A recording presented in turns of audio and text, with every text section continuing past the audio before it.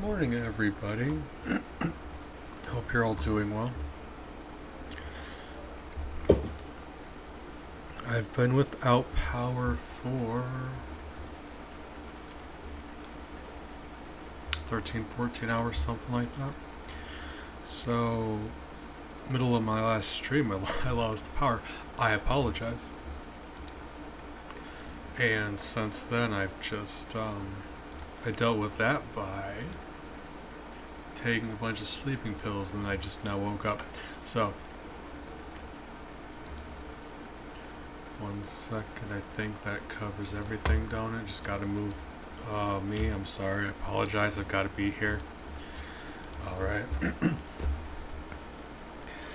But I just woke up, I'm very disoriented, uncomfortably awake, groggy, so I'm having coffee anyway. And I didn't feel like doing anything too razzle-dazzle. Wanted to finish off Chaos Mario, wanted to do some hurting. I'm just doing my best to exist right now. So, Gungeon. Oh my, but I appreciate it. Hope you're doing well. Taking care of yourselves. At the very least, I say this all the time, make sure you are staying hydrated and being kind to yourself. And then you go from there. That's the minimum. If that's all you can do today, then do that. Well, I shouldn't even say that. Sometimes it's hard to do that. Bees, you never take care of yourself. I know, that's true.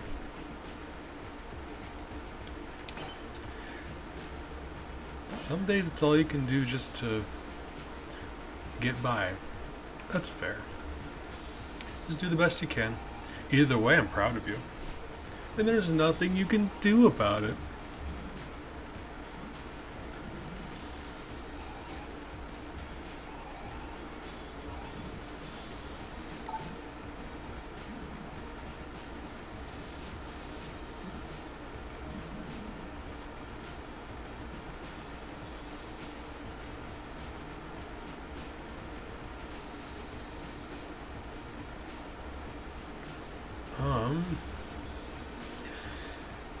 We've been doing very well on this new save file. We have one of our first couple attempts, we constructed the bullet that can kill the past. And on that run, we killed the Marine's past, and then the next run, we killed the Hunter's past. And now we're on the pilot and the convict, and both of them suck, so that's an issue. But I'm doing the convict first.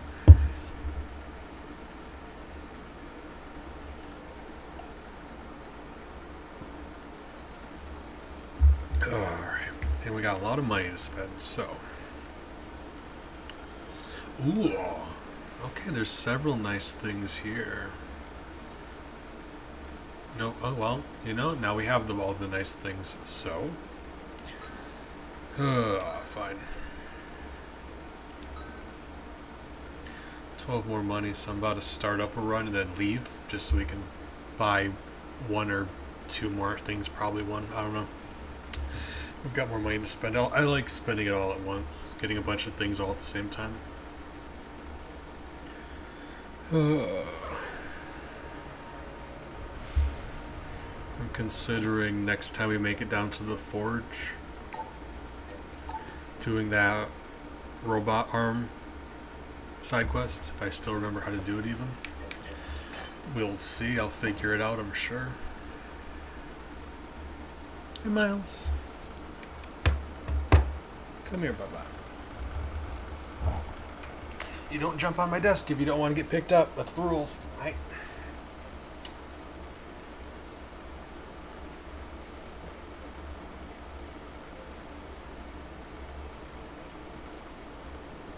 I love him dearly. He's a sweetheart, even when he's being a sass monster. Total sweetheart. So yeah, the power went out, and the biggest issue with that is I have trouble sleeping even on a good night. So that was unfortunate. Didn't really sleep until like 8 a.m. Which for me is just kind of, honestly, like kind of about right. Whoa. One of my favorite usable items. In fact, my second favorite usable item was, what are the guns? Okay, so the grass chopper and nano machines are both really good. Singularity all day. Oh man. Alright, let's get into it. But yeah, besides not being able to sleep, it was a little stuffy in my room because yeah, like no air conditioner, no fan. It was stuffy. But fortunately I've got a couple emergency lights. They're just like high powered, like think like a mini floodlight, but it opens up like a canister, so it gives you light all around. So you open it up in the middle of a room and all of a sudden your room's well lit, and it runs by batteries, so it's great. So because of that, I got some reading done, which is nice. Because if you know me at all, if I'm left alone with my thoughts for too long, it's very not good. So yeah, so that was nice. Got a little bit of reading done. Got my God, her aim is atrocious. Oh, this is gonna be something. You forget about how bad her aim is.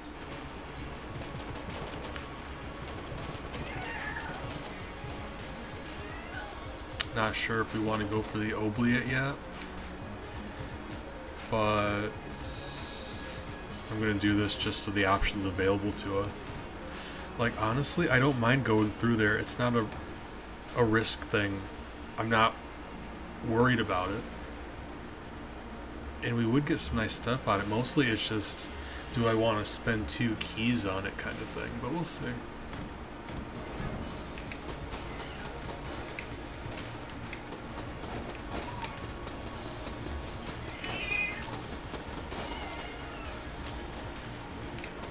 So the convict. See, every character has their benefits. It's just the Marine has the best benefits of all of the benefits. His aim is really good. And he starts the run with extra armor. Just rolled the wrong direction. How did I manage that? Still asleep. Just barely started my coffee. I'm gonna forgive myself. We're here to have fun, you know? I need to learn to be nicer to myself. I make a mistake and I'm just, oh man, I'm mean about it with myself. It'll be alright. You make mistakes. It happens. We're having fun. But no, her benefits, you may have seen it just there when she takes damage. For a brief bit of time after, she gets a damage upgrade. Which I think is funny because it's a gun. It's not like she's swinging something. She gets so angry her bullets hit harder. But, and like obviously any power up that requires you take damage to use it, unless it's like brokenly strong, very not ideal. Her starting gun, you can look in the bottom right, holds 5 bullets, and her aim sucks. So that's tiny positive, huge setback. She does have this, which you can tell how bad the range is. Decent damage though. So we're looking at the positives. And you can't see it because my face is in the bottom left, but she starts off with a Molotov cocktail usable item. And it's okay. It's fine. Fire damage, you know, fire damage, it's nice. Against some bosses. Especially low-level ones, yeah, you know, it's alright. In fact, it's probably the best thing she has going for her. Yeah, actually, it is the best thing she has going for her. Because, like, that sawed-off shotgun is good, and it, like... It's good considering how bad her starting gun is, right? So that sawed-off shotgun is okay. Her starting gun sucks. So... it's all about perspective. There's just no getting around that aim. There's just that's the worst. Because even if she didn't have that whole angry effect, it wouldn't hurt us any. Like, her having it doesn't make her a worse character. It's just a skill that you'll never use. It adds nothing, it takes away nothing. Whereas not being able to aim is bad. But I'm complaining a lot. I need to not complain so much. It'll be alright. We'll be alright. I do need to wake up more though, don't I? We're having fun. These need to be done. It's not the end of the world. It'll be alright. Like, I don't prefer her, but you know, it's gonna be okay. These things need to be done.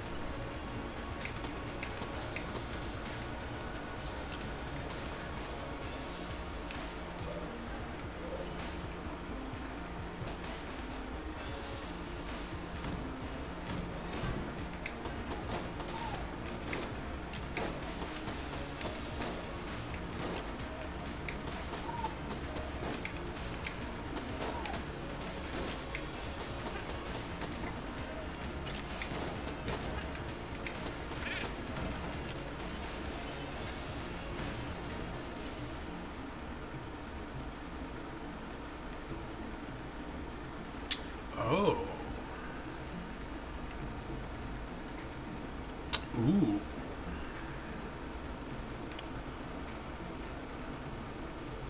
Baby good mimic. Adorable. Look at him there. Oh man. Drama. A really nice usable item that I always forget about. So that kind of sucks, because when I have it, I forget I have it. Huh. So that's 2 keys.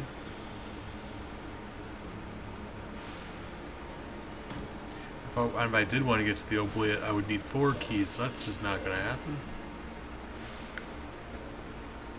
1 key is being offered by the shop. Let's see. We know sense not to clear out the rest of the floor first. If we're very lucky, the boss might drop one. We can buy one from the shop. So, like, worst case scenario, we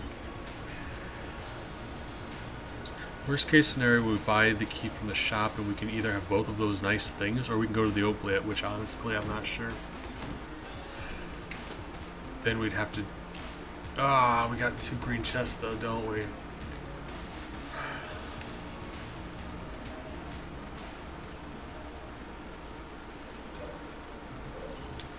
It's the thing about this game, you're always going to be short on keys.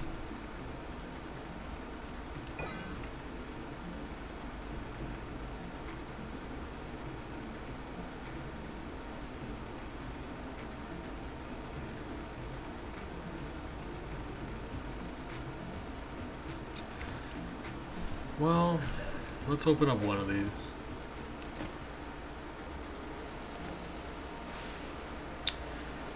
Okay, because that did make the decision easier for me. Fortune's Favor. Honestly, I probably like it more than Drama, just because it's one of those things where you do it and you can forget about it for a second until it charges back up and it lights back up and it's easier to see.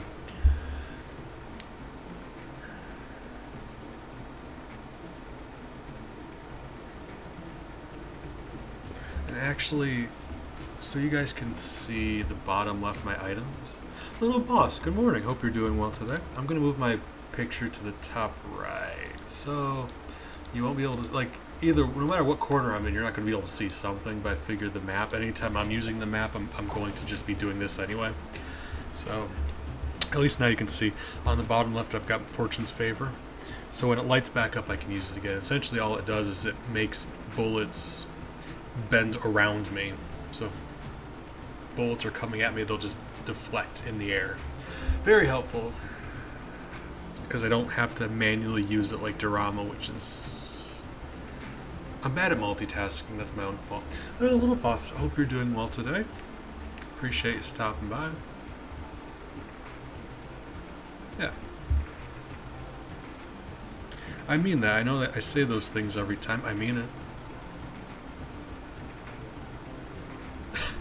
Yes. You know, that's one I've never. I'm thoroughly. I am familiar with the first two Metal Gear Solid games. Like, I know them pretty well, but never played either of them.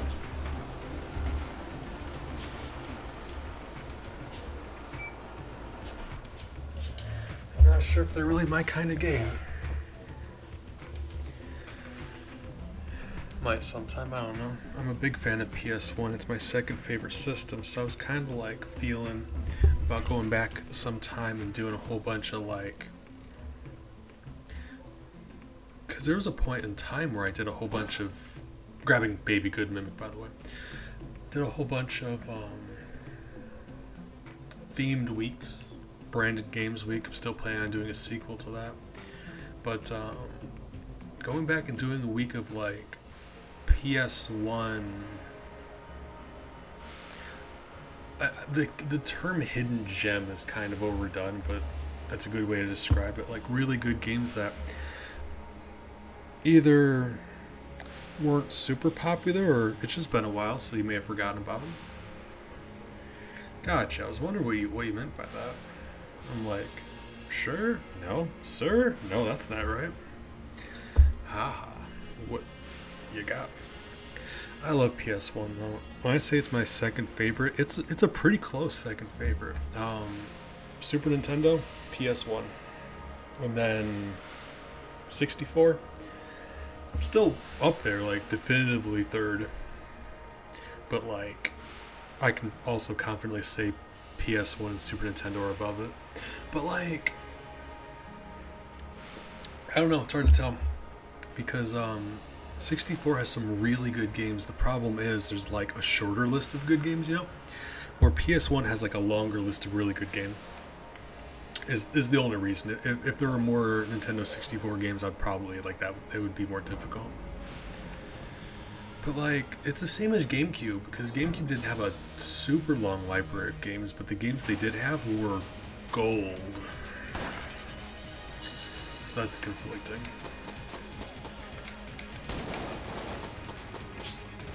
Like, my god, there's some good GameCube games out there, aren't there?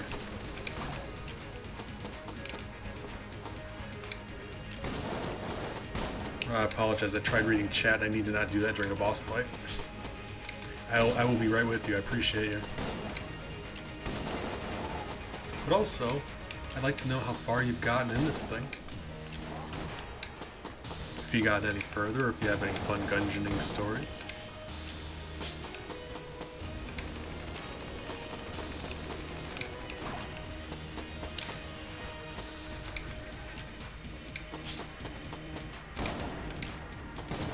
Because I did mean it. I'm hoping to wait until you've beaten the dragon before I tell you about the rest of the hidden things. And I know you can just find the rest of the hidden things on your own, but you know, I don't want to. You know, I want to make sure you're ready for it. So if you're willing to play along with my lunacy. Oh, PS1 is where my love for Resident Evil. Resident Evil is good. I beat the very first one. And I'm a big fan of the second one. I've always wanted to go back and beat the second one. I never have gotten around to it, but I'm a big fan of Resident Evil 2. Just never got around to beating it. GameCube. See, that's the thing about the Dreamcast. It was good, it's just it had an even worse library of games than the 64. Like, it was a beautiful piece of hardware, just didn't have a very good library, unfortunately. Ooh, yeah, I mean, that's still impressive, because that one time I talked to you, you said you were on floor 2, and then you made the push to floor 4, and that's not an easy feat, because they amp up every time you go from one floor to another. They increase quite a bit. Like, the difference between floor 1 and floor 2 is, you know, 2 to 3 though is like pretty significant. Just checking. You're shooting boss pedestals, right? Making sure. because like chests, they can also be mimics, so just be careful.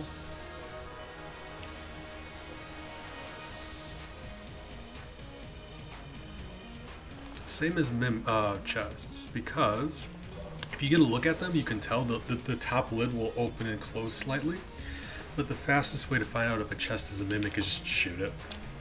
It'll come to life and start attacking you. And that's actually a benefit. You actually want that. Because if a chest is a mimic, they'll give you their contents without a key, they'll just drop it. And if a boss pedestal is a mimic, they will give you an additional item. I'm just gonna hold, well, how much for you? 50? Ah. The thing is, am I gonna remember to do that though? Probably. Let's grab it.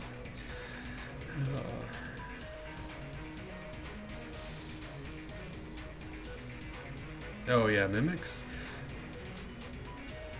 Yeah, they're tough. They also will shoot jammed shots at you too, so that's unfortunate. Alright. So you may have noticed, especially if you fought a mimic, you'll see almost always in this game when things shoot at you, it's a white ball with a red outline. The mimic and some other things will shoot a black ball with a red outline. And the fun thing about that is those are jammed shots. And when they hit you, they do a full heart of damage. So beware. Mostly those come from jammed enemies. You'll come across enemies that are like all red, like red and black, and they'll shoot those at you. Those are jammed enemies. They have a lot more health and they hit you for a full heart. So watch out for that. But besides those, there's just some enemies that do it anyway, like a mimic will. In the Abbey of the True Gun and Bullet Hell, I think they can just do it anyway. The likelihood of a jammed enemy appearing increases based on your curse stat. And certain items, when you pick them up, they will increase your curse, so just be mindful of that.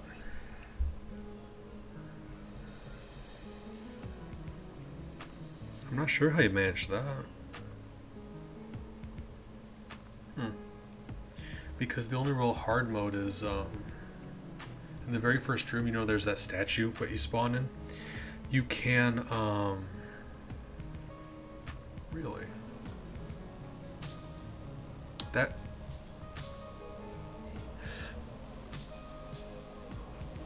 skeleton statue.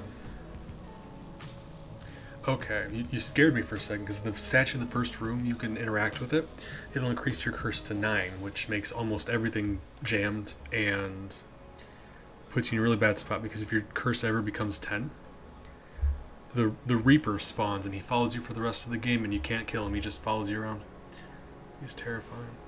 But I know which one you're talking about. It's the ammo shell elemental. And it doesn't really... It takes your, I think it takes your heart container and it refills the ammo, so I don't think it makes the game any harder. Actually, you know, I'm probably wrong. I think it does increase your curse a little bit. Not by much, though. So, like, some of those jammed enemies will appear, but trust me, that first statue will make almost everything. It's scary. Bosses, even. You've not known terror until you've seen the jammed dragon. Ah. Anywho, I'm rambling. Alright. Sorry. What was I gonna say, though? To get that one working, though, you need to, you can only interact with that statue as a character you've killed their past for already. So, like, there's this character I can't yet, but the Marine I just beat, so I could.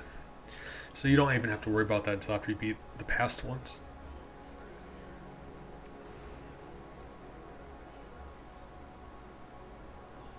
Rishi, good morning. Appreciate you stopping by. If nothing else, I try to provide a place to chill. So yeah, you are fantastic. Welcome to hang out. Look good. But also, like, don't feel obligated to chit chat. But I'm going to talk at you anyway, so. Kind of what I do. I'm worried if there's too much quiet, I'm a bad entertainer. But no, you are more than welcome just to hang out. And besides that, I just hope you're doing well today. What was I saying? In fact, Little Boss, if you're still here when I start my next run, what I'll do is I'll start up as a different character, and I'll show you what that statue does. Yeah. Just to demonstrate. So some shrines will give you curse. Mostly you get curse from certain items. Really? That was just dumb of me. I'm not. Oh god, I need to pay attention. Alright. We just got to floor 2. I just started up. I'm waking up. This is my first wake up run. I haven't even finished my coffee yet. Code, good morning. Hope you're doing well. I'm gonna demonstrate that after this run, because I would right now, because this is our starting run and I'm already not playing very well, but at the same time, we got a couple nice items, so. But you know, I'll be here for a bit. I'll show that on my next run.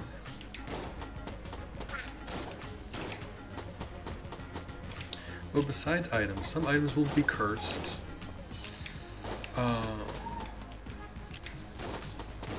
There's a shopkeeper who's a vampire lady. Vampire man, you give him some health, he gives you money for it, which is nice. Speaking of, we need to be flipping tables. I told you I was going to forget about that. Oh my goodness.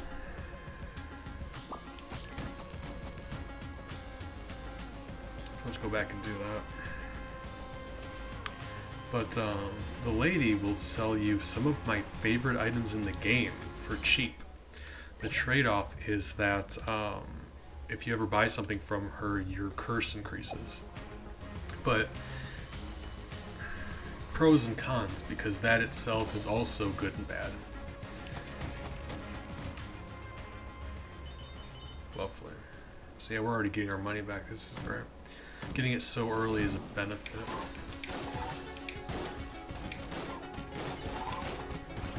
So, the thing about curse, really, wake it up. Makes the enemies jammed, enemies are stronger. Right. The thing about that, though, is, whip, bad decisions. Enemies drop more money when they're jammed, so they're harder to kill. But if you reach a point where you're confident enough in killing them, they drop a lot more money. Which is very helpful, especially in the late game. Because if you ever made it to the blacksmith on floor 5, she will give you some amazing stuff. Very, very expensive though.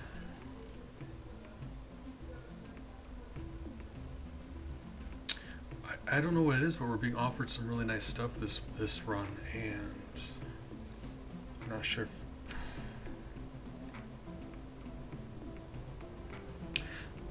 we go from being offered garbage to being offered too much good stuff. I can't afford it all. Oh, well, alright, well. Let's, I spend too much time looking at tables. I just, you know, that's why I got fired from Lowe's. Lowe's sells tables, right? God, I hope so. Otherwise that joke doesn't make any sense. Or it makes more sense, because, like, if Lowe's does sell tables and I spent all my time looking at them, that's funny. If they don't sell tables, what does that mean? Just got my phone out, Googling pictures of tables.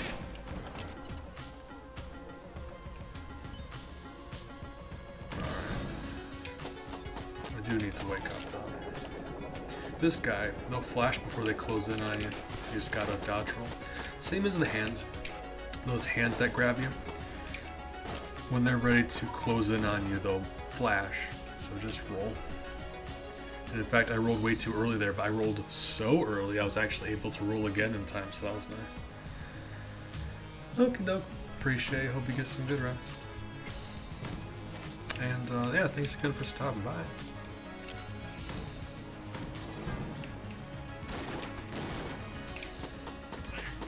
I always forget about those tables. Always, always, always. Alright, buddy, you're gonna have to work with me here. Alright.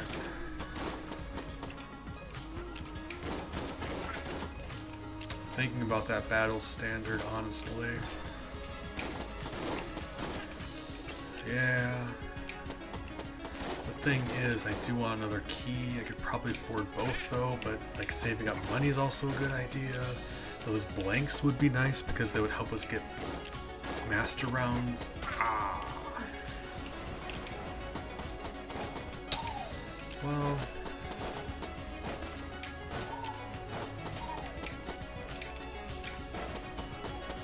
I mean, Fortune's Favor would also do that. And especially with all of the, with the money we're getting from those tables, yeah. Like, we're finding a bunch of stuff, and we don't have enough money for all of it. But we do have quite a bit of money, so we've got enough money for most of it. Blockner? Oh, okay. Hey, buddy.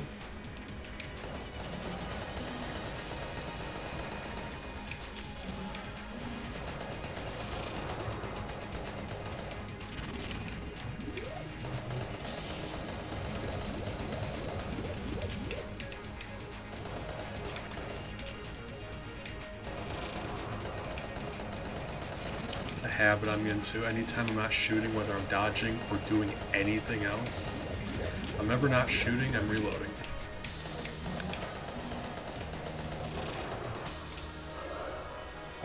Helps in most situations. Kind of detrimental in a couple, but helps in most situations. Oh my god. Yeah, okay, we've got a lot of money now. Where did all that come from? Jesus Christ. Wow. Okay. Money. How much did we have before we fought him? I have a hard time believing he dropped like 50 money? Does that sound right? Alright. Not gonna argue about it.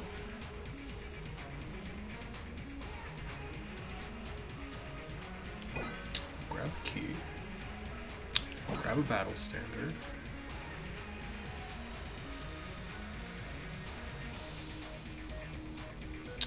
I'm deciding between the ammo belts or a couple blanks, but we'll see. Either way. Let's open this chest, clear out the rest of the floor, and then go from there. Oh! It's a green chest, so this is a B tier gun.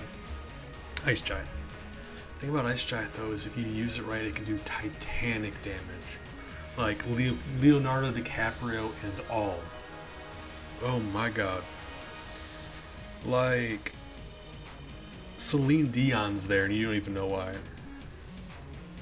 So the thing about Ice Giant is, I've said this before, but it's a quick demonstration.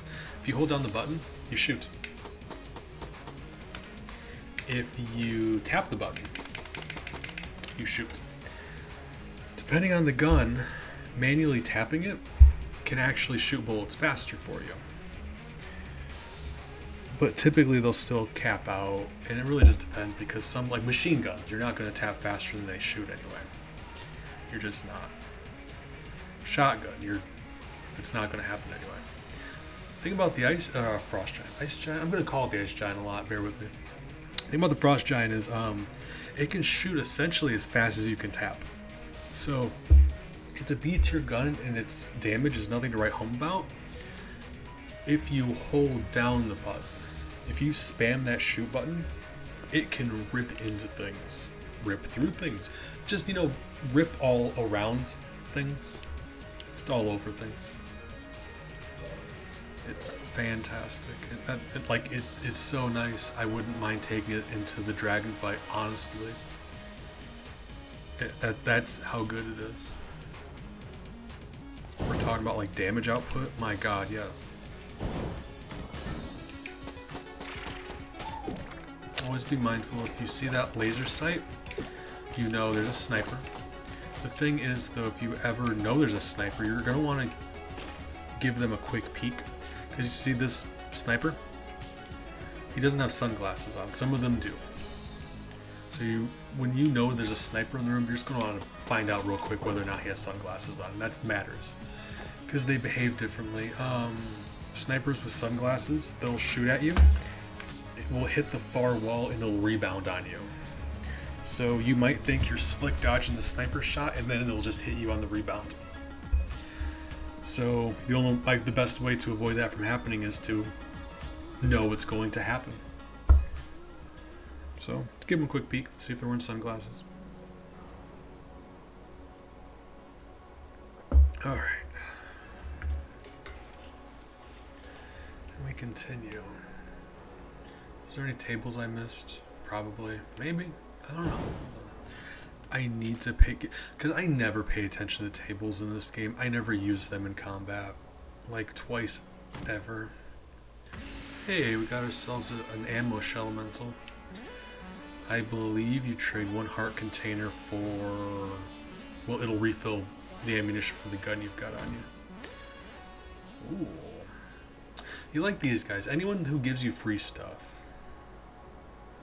Essentially, they'll appear throughout the Gungeon randomly. They'll give you a challenge like, complete this next room with just a pea shooter or a nail gun, or complete this next room without dodge rolling. And they'll take a deposit. They'll be like 20, 30 money. And if you beat their challenge, you get your money back, but they also give you a random thing, which is nice. Free stuff. Assuming you get your money back. But their challenges are never very difficult.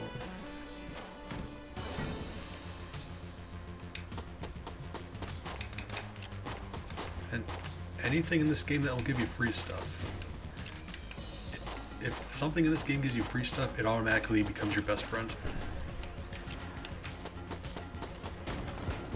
That's why I like that male vampire so much. Because you trade health for money. The thing is, at the end of most of the early floors at least, you're going to have extra health just laying around. Usually. Not now. Sometimes. Assuming you've got extra health laying around that you can't pick up because you're already at full health, yeah, just give it to him. He'll give you money. Free stuff. What else do we got going on? Is that it?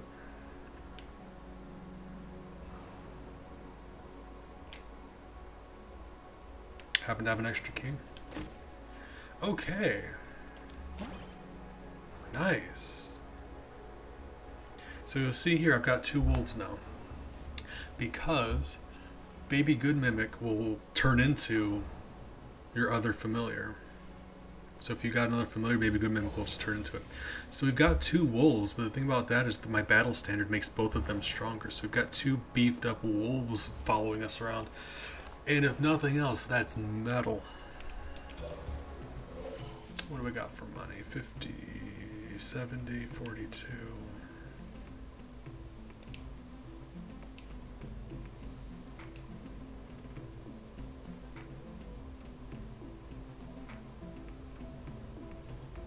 I love Baby Good Mimic. I've been meaning to go back and rank my favorite familiars, but never got around to it. There's quite a few familiars in this game.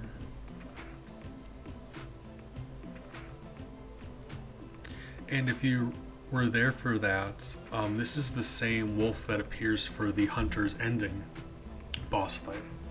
You unlock this wolf by beating the Hunter's past. Okay, well,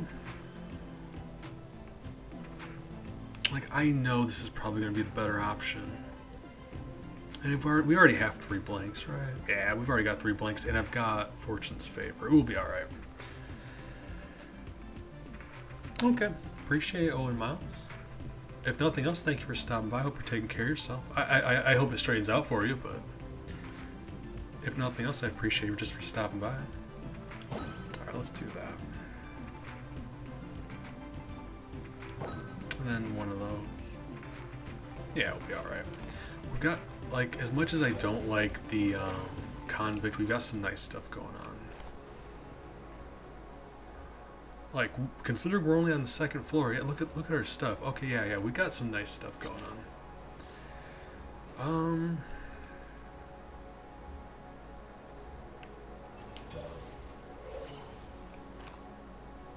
Yeah. Just gonna go back real quick and make sure I didn't miss any tables. Probably not. I don't know. I've been trying to be more mindful about that. Because we've got table tech money. I'm assuming there's that scroll at the bottom there, in the middle, the beige one, is a table tech. And what table techs do is they activate anytime you flip a table. And oftentimes when you flip a table, it'll flip all the tables for you. But this one, you flip a table, they give you money. There's different ones. Some of them will shoot at enemies for you. Some of them will give you a damage upgrade for a brief period of time. It really just depends. I mean, it depends on how many tables are around you. The table tech money, especially getting it that early on, we could stand to harvest so many tables. We're going to make our money back. Honestly, we probably have already.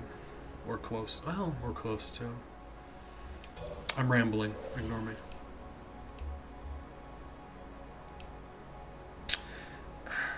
Okay, so you'll see 440 out of 720. 440 is the normal cap for this thing. But that ammo belt increased the limit to 720. Same with this one. Well, I mean, this one was like 150, I believe. Or no, it was 130, yeah. Because it wasn't that one I used, it was this one. Yeah. But hey, awesome. Yeah. I'm sorry if your internet's not cooperating, but if nothing else, I appreciate you stopping by. Hope you're doing well. So what I'm going to do is I'm going to go into here with this. But if it's the ammo conda, I'm probably going to just bust out the frost giant because I just hate the ammo conda so much. Who we got? Okay. I mean, as many bolts as we got, let's just, let's frost giant it up. Let's ruin his evening.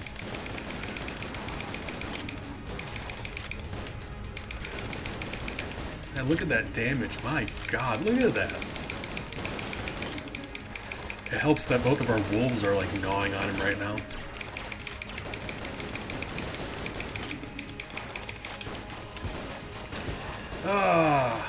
I just stood in a doorway. Why am I so bad at video games? Hey, look at that. That was just I stood there and let it happen. That's embarrassing. Oh. Well. What was even the point of using our strong gun if we were just going to make... Anywho. This here. We're getting some really nice items. Like, nothing terrifyingly strong. Ice giant. But,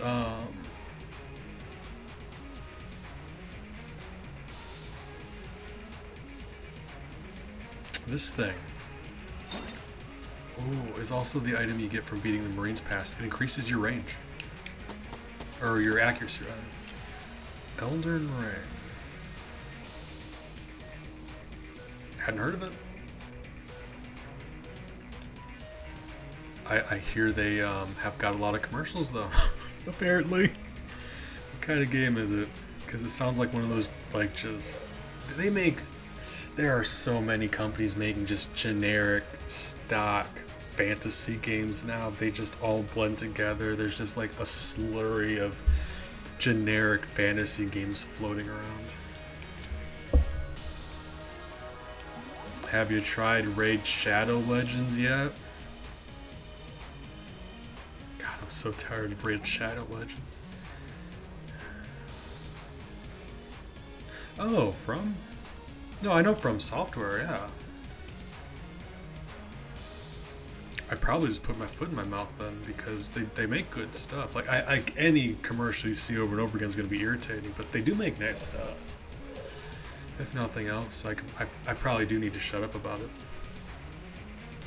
So my issue was instead of blanking, I used Fortune's Favor in the boss fight because I got cornered and I panicked.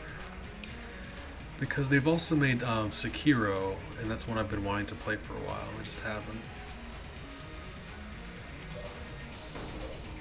Oh god, I've got opinions on George R.R. Martin, and I don't want to start an argument.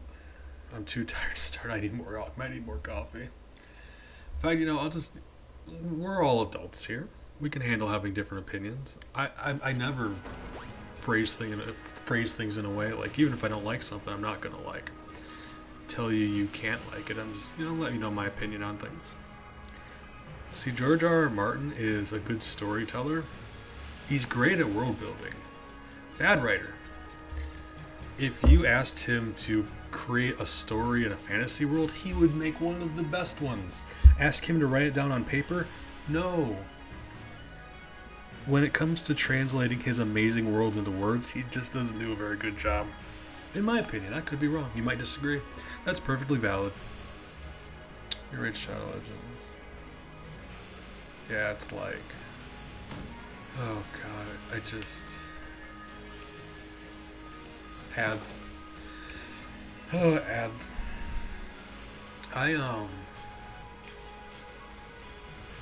blocker and whatnot, you know?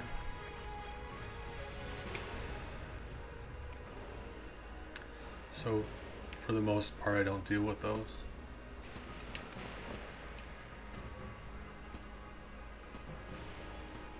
Or if I do... If I'm not streaming... I've said this before, if I'm not streaming, I'm almost always sleeping. But if I do show up to someone else's stream, I'm typically just going to stick around for several hours, so that's like 1 or 2 ads at the very beginning, you know?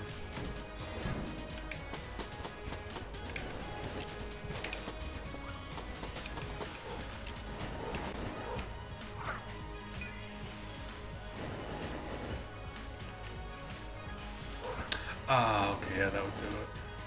See, I'm an old person, and my laptop is my most valuable, most prized possession.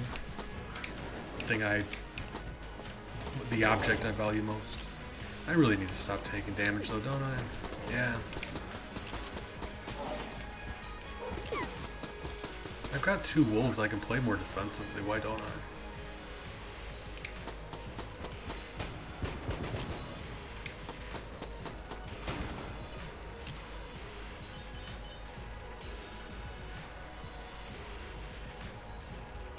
Right, and in a video game, there's a lot less writing that's required because you still get dialogue and some text. But in a video, like, if you, I don't think I'm telling you any huge revelation, but a video game compared to a book, even a dialogue-heavy video game, it's a lot less of a burden. Like, writing a full book takes a lot of words. So, like, with a game, you can spend more time creating less words, if that makes sense. Focus on quality instead of quantity. Which isn't a moral failing. Like, you write a book, you're gonna have to write a lot of words. That's what you do. But I feel like if he doesn't have to write as many, the quality is definitely gonna be improved. So this is me trying to give him a compliment. I promise. I'm bad at saying things.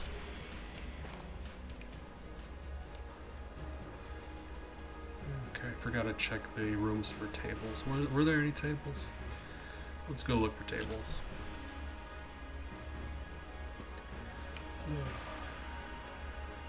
That's one of the things I like about the Souls games, though. Okay, no tables.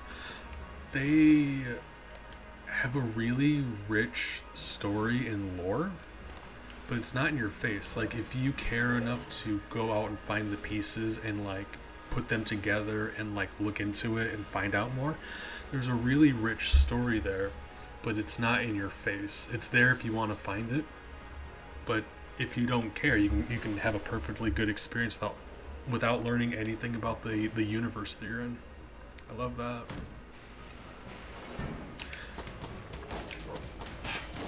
Yeah, I would say more so. But, I mean, yeah, same thing.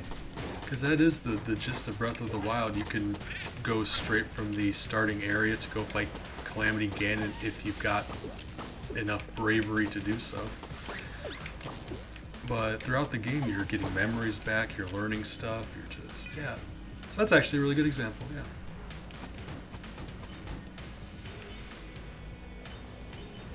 I love that about games. Yeah, some games do that really well.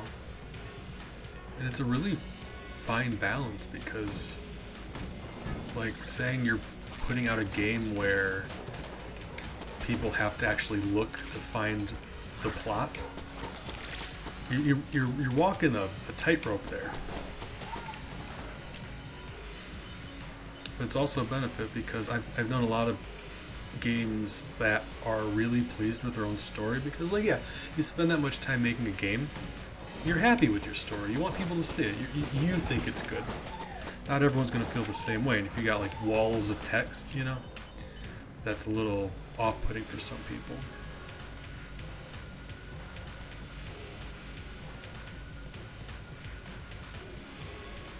I really want to play Sekiro. It's just, I don't know. I doubt I don't have anything that could play it, honestly. I'd be genuinely shocked if I could, because isn't it like PS4, right? PS4 game? I could be wrong, actually. I'm just trying to think about what time it came out, like, around. So I know it's not 5, but I gotta think it was after 3.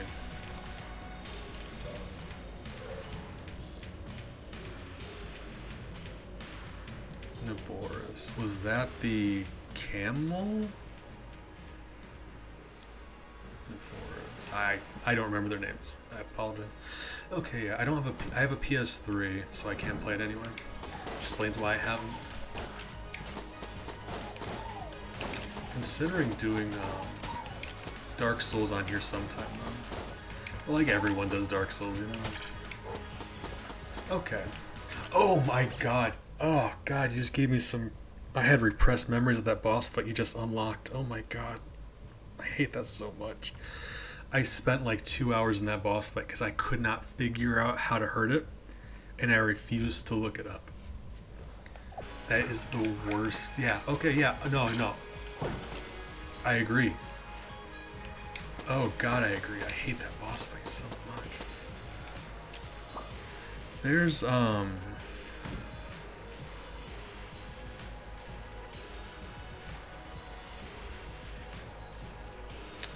there's a few things in Breath of the Wild that I'm not a fan of, that I'll nitpick, but by and large it's a really good game.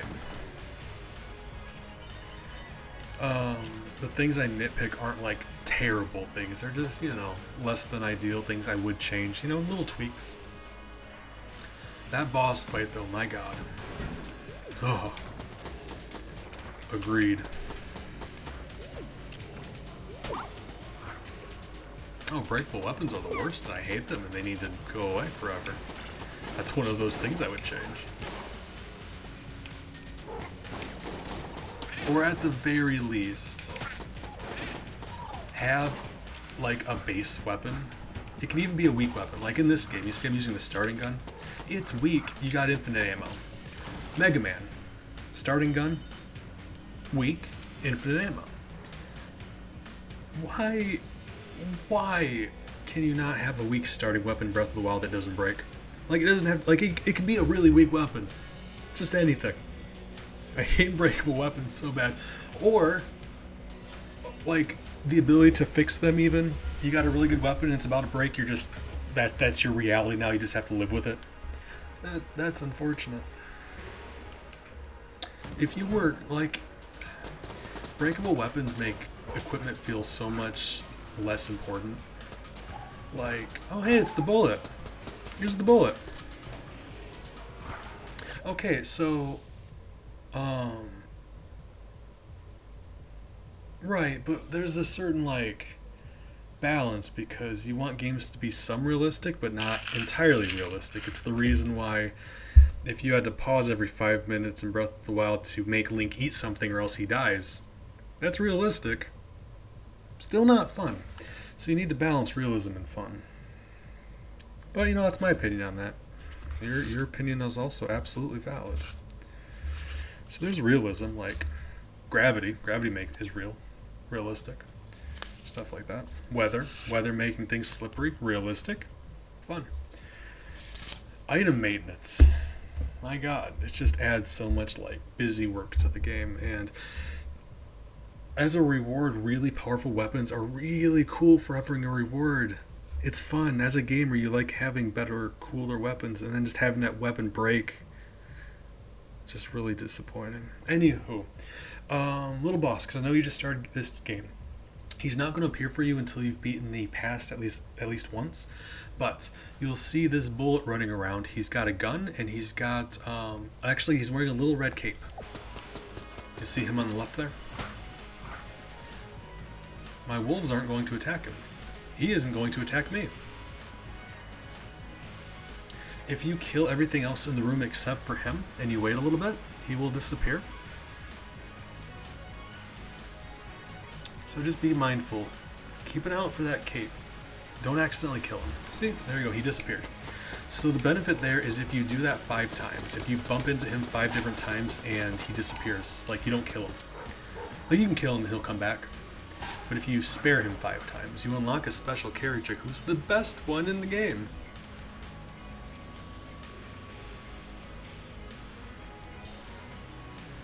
So like...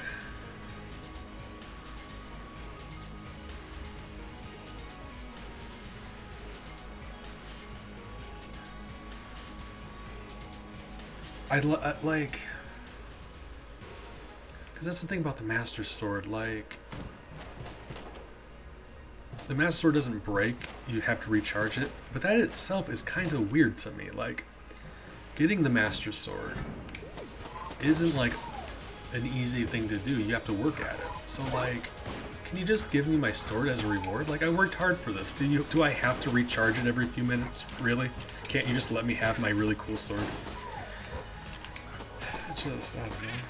I feel like there could be like an in-between, you know what I mean? Like, even if it was just like an NPC in town who would recharge the durability of your sword, because then you could pay attention to it and be like, oh, my sword's about to break, switch swords. Give you more to think about in combat, and you don't feel like you're being punished because they're breaking constantly. You can fix them if you choose to fix them. Right? I think that'd be a nice compromise. Personally, I still would prefer just like none, but... Or, rather not having them break. But, you know, different people like different things. Okay. Guys, we got ourselves a turtle problem. Boop. Oh, turtle. 2 wolves and a turtle. Alright.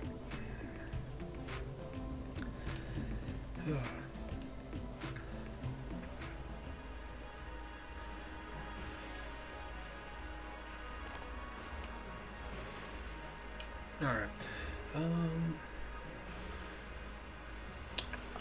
We got 2 keys? Yes. Alright, well.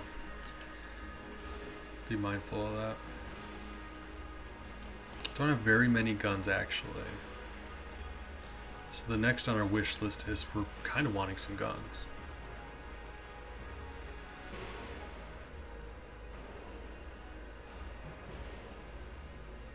Ah.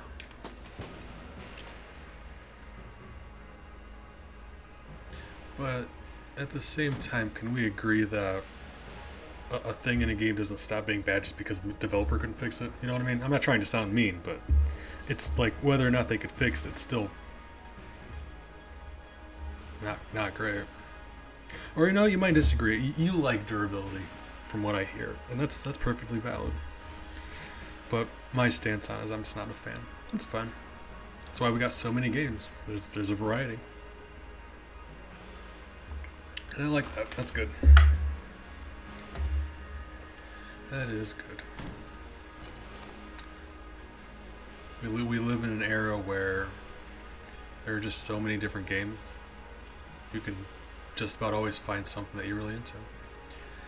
If you had to choose a game to play back in like 1600, you don't have very many options.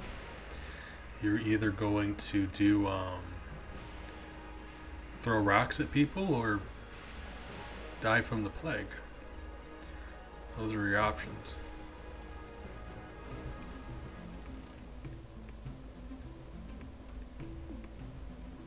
Alright. It's, you know, like I like some realism too. It's just,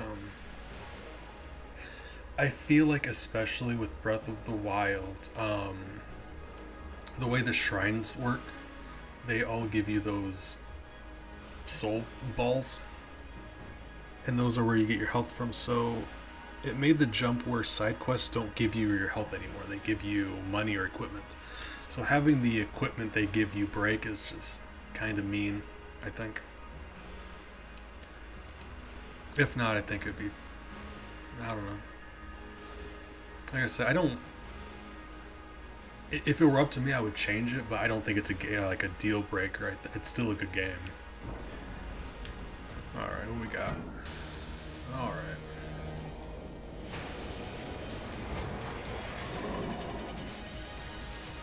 Or at the very least, like I said, there's a couple ways to go about fixing that, even if you did have durability, like add a blacksmith. Really? God, I'm bad at video games. Alright. But yeah, either add a blacksmith or like, you know what it is? I've got too many options now. Because with Fortune's Favor, I have blanks, I've got dodge rolling, and I've got Fortune's Favor. So like by the time I decide what I want to do, I'm already taking damage. My brain doesn't work that fast. Oh, that's unfortunate. Can you? I thought they just like replaced them. Or, I mean, I guess functionally it's the same thing.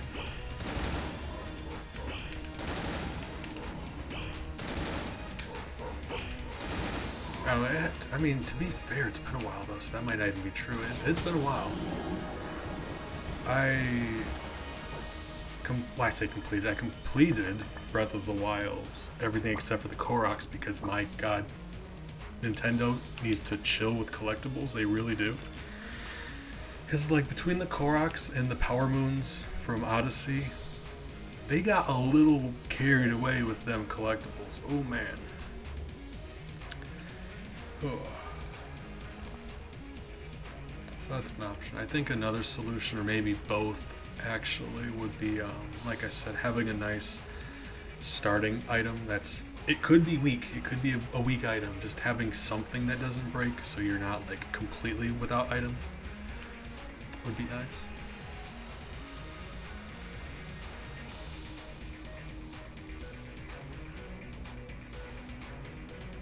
Okay. Yeah. Yeah. Like I said, still not ideal to me, but it does make things better.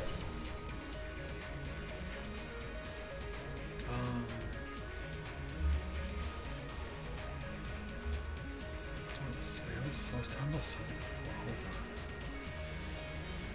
Hold on. My mind just wanders and drifts, and things leak out of my brain.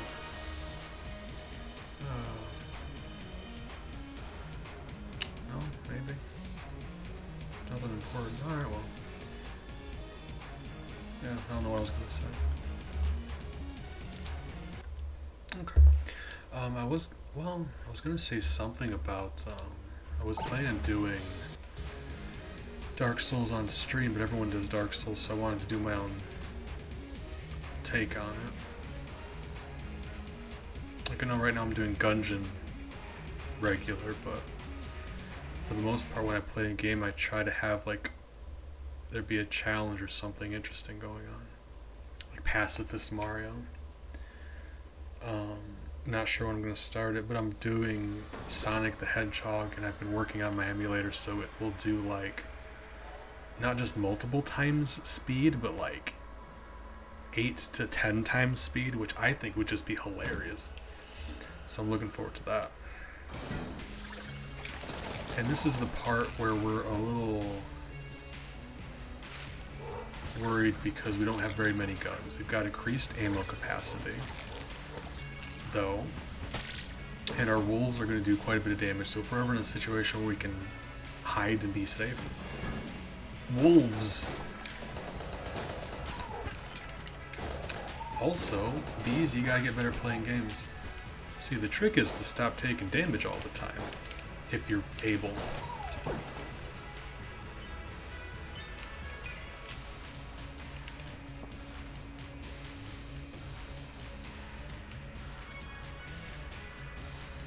Did I leave my wolf behind, or did my wolf become a turtle? Because if it became a turtle, I'm very upset about that.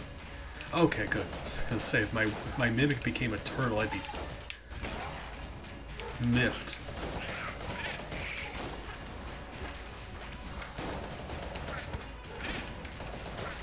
Okay, doke. Appreciate you, little ball.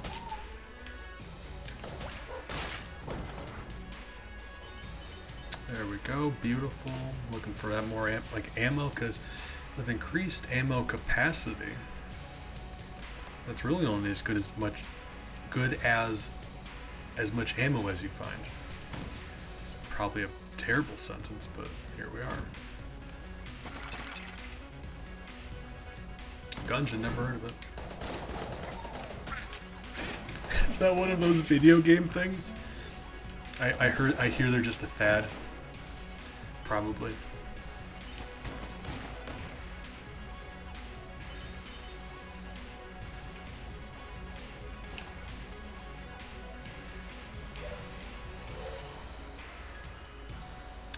Alright, 3 keys. We don't...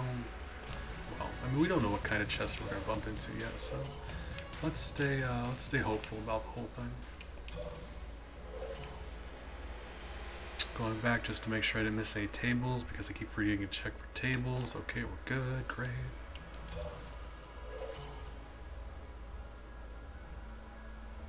Yeah, there's nothing wrong with having a variety. Sometimes you're in the mood for one, sometimes you're in the mood for another. I'll do RPGs and I'll do 2D platformers, you know? Like, of course you can have a preference, but variety, that's important. And like I was saying before I made a dumb joke about it, we really do live in a time where we have access to so many games of such high quality and of variety, and yeah. If you take a game made today and took it back to 1980, and tried showing somebody, their head would just explode. They would be dead. Like they would just die.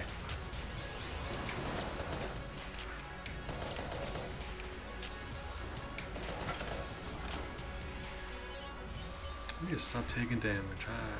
I say that every time. Never do it. Rise. I don't know if I know that one. If we're being honest, I'll be honest with you, I don't play very many modern games. Not really. Some more recent roguelikes. So this one, I'm big into Isaac, and the new Isaac just came out. A few Switch games, like I said, big fan of Breath of the Wild. I'm just a Nintendo nerd, so a little bit of Dark Souls, but I mean, when I say Dark Souls, I mean like the original Dark Souls, so like it's been a while now, actually. Ring of Chest, Friendship. Ooh. Definitely Ballads. Okay, so I'm gonna look to see what other kind of chests are on this floor, but probably I'm gonna grab both of those. Most likely.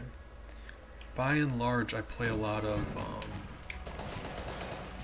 Super Nintendo, Nintendo 64, PS1.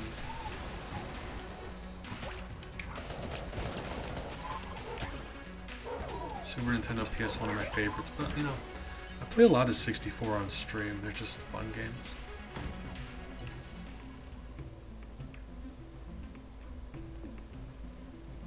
Okay.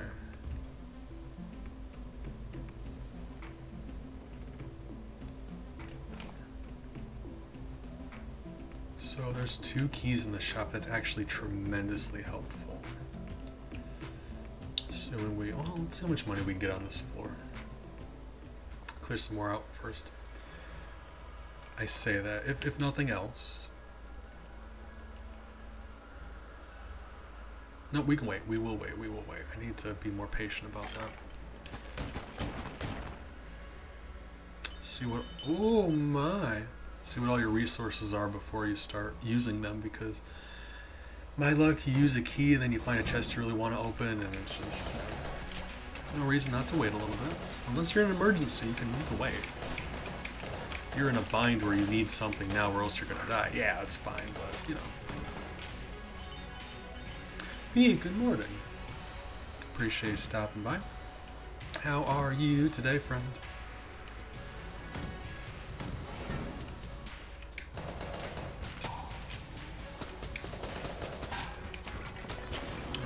Yeah, time to play a little smarter. I've been just running around shooting stuff, having fun, and don't get me wrong, important to have fun, but I mean, we're actually here for a purpose. I'm okay. I slept for a really long time. My power went out for a really long time, and on good days, I can rarely ever sleep. So without my fan or my air conditioning, it was very not a fun time. So my solution to that was just extra sleeping pills, which worked, but I slept for so long that now I'm a little uncomfortable. But you know, I will live. If a little wakey grogginess is all I have to worry about, I think I'm going to be alright. And coffee. Wonderful. I hope you also have coffee. Same for all you guys. I wish coffee upon you. Oh, that's the big. Good morning. Appreciate you, sir. Hope you're doing well. Also, I care about you.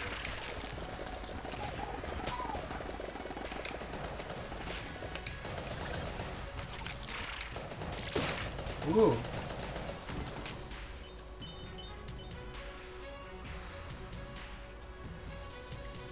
Alright. See, I'm very not a tea drinker, but you know.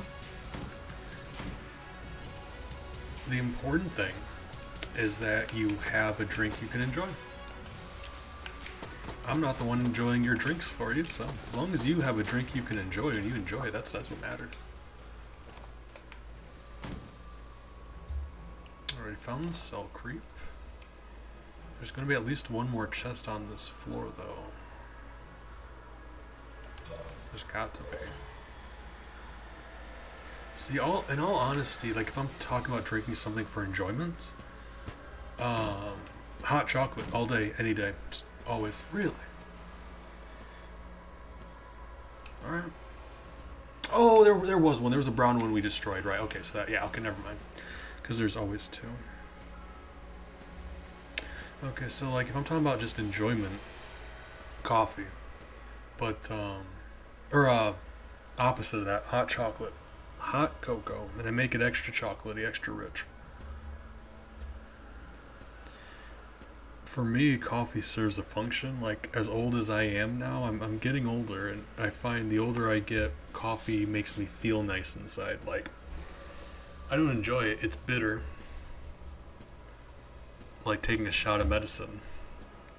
But it makes, like, you take a drink and it spreads through your body. Like, I'll have a headache and my body feels heavy and I can't use words. And I take a drink of coffee and I can just feel it spread throughout my body, giving me life. Coffee serves a function. It doesn't have to be enjoyable. That's why I drink it cold and black. It serves a function. Gets you where you need to be. Alright, anywho, I'm rambling again. Apologize for that. Yeah, coffee completes me, but if we're talking about enjoyability, honestly, I'm a big water drinker. Hot chocolate, if I'm going to treat myself. You know, I like juice too, though. What kind of juices you guys like? I'm a big fan of grape juice, big fan of pineapple juice. Harder to find pineapple juice.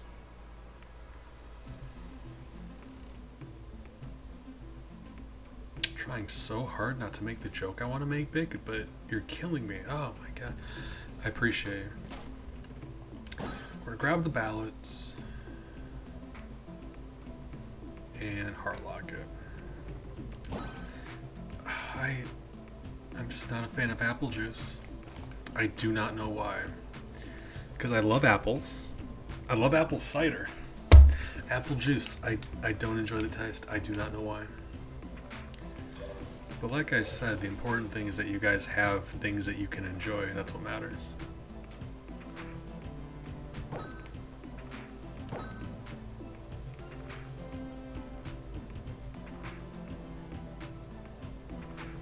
Alright. So we're in the hollow. Ah, gotcha. Oh, I feel you there. My dad's an alcoholic, and I've rolled those dice, and it didn't go well. I'm technically an alcoholic, because you don't ever stop. Not to make this into a sad conversation, but if you're an addict for something, you never really stop. You just don't partake. So I still can't drink. Not a little bit. Not socially. Not any amount. My heart could stop and I could die, which is, an option, but let's not do that yet. But, yeah, I don't drink anymore, not for a while, but I get you. I know what addiction be like, and when I did that, I knew full well that ran in my family. Alright. Would like some more ammo for this frost giant. Ah, that's unfortunate. We don't have any. So frost giant, then we're going to switch to this thing, and then we're going to pray for some more ammunition, because otherwise that puts us in the forge with like no bullets. If nothing else, we got Fortune's Favor if I remember to use that, and then 5 blanks, which I would love to hold on to, but we'll see. Wallmonger for the first time in this file. Oh my god, he's my favorite boss.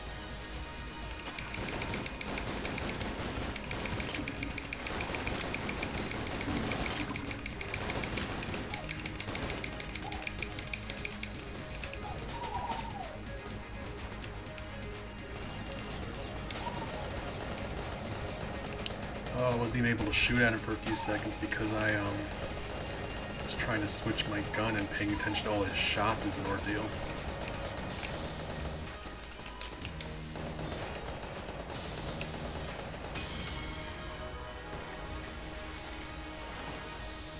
I am smart enough to know the only reason I won that was because of Fortune's Favor, but well, I was gonna win either way, but the reason we beat him without taking damage, I should say, Fortune's Favor.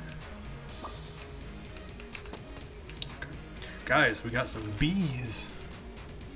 No new ammo, but we got bees. And this is actually a very nice gun. So I'm happy about that.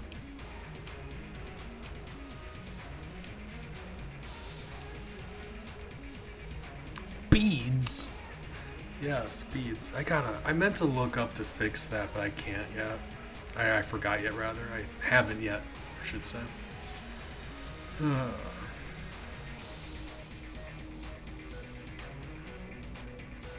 Minecraft is one I've never played, but I'm trying to get into more casual, sandboxy, like,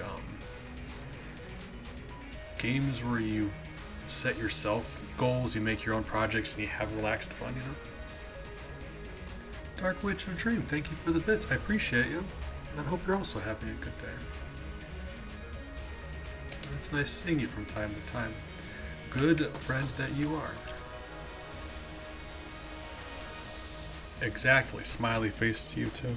But like, that's why I got into Stardew. I wanted just like a chill, relaxed game where you set your own goals, go at your own pace, just kinda have fun. No dragon to slay, princess to rescue, just, tomatoes. Tomatoes and chickens. So I've been thinking about trying Minecraft. I know that now there are bees you can have, which I mean applies to me. why I like open world games with breaking weapons? Actually, that's very reasonable. So I mean, yeah, we do bee farming. Bee farming. And what do we bee farming? Bees. Bee farming bees. Yeah, I didn't even.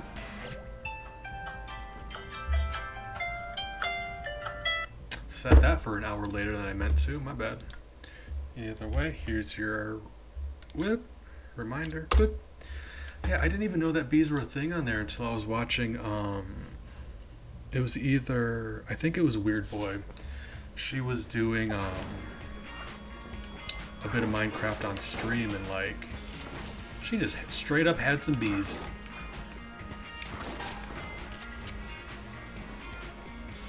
Yeah, like, that applies to me. If you ever seen how I play, Stardew, bees for days, my god. I've got in the neighborhood of 300 beehives right now. And I'm working on increasing that number. Oh, I mean, I gotta refill my water. Actually, let me clear out this room. I'm gonna refill my water. But that being said, you guys really should hydrate.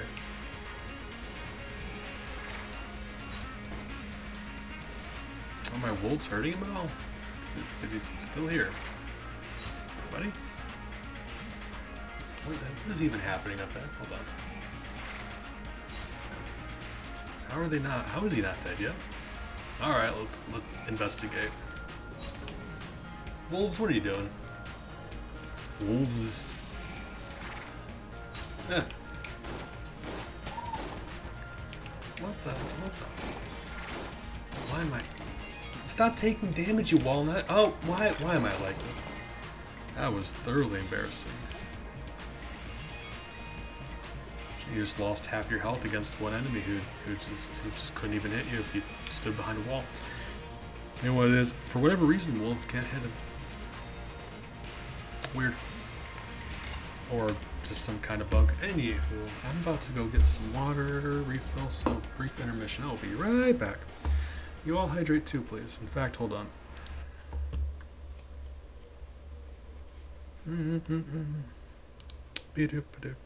Whoop. There we go. Now it's official. Oh, my. Alright, be right back.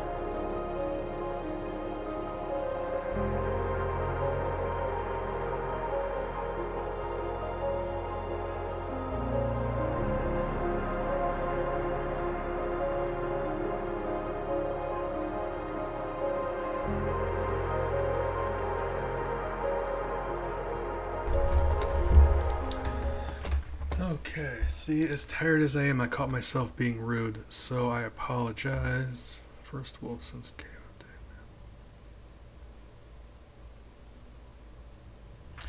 I'm not sure what that means, but it sounds exciting. I don't know, maybe I should get into that sometime. So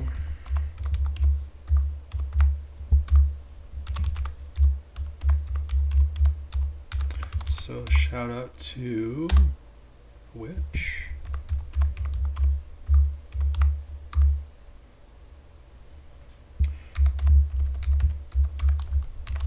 you guys are gonna have to let me know if I'm not spelling something right.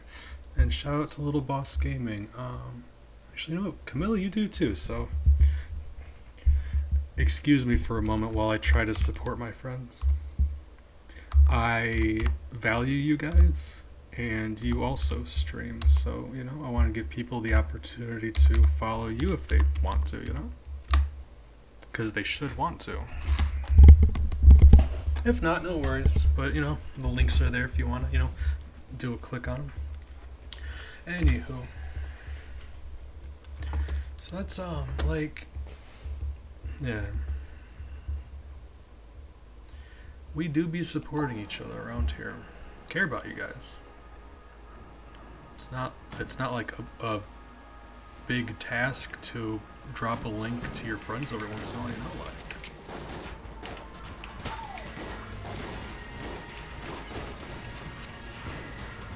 Ooh, bullets. Yeah, I don't know why I'm playing so sloppy today. Or maybe I just always play sloppy and I'm just now noticing. Probably. Oh god, really? Alright.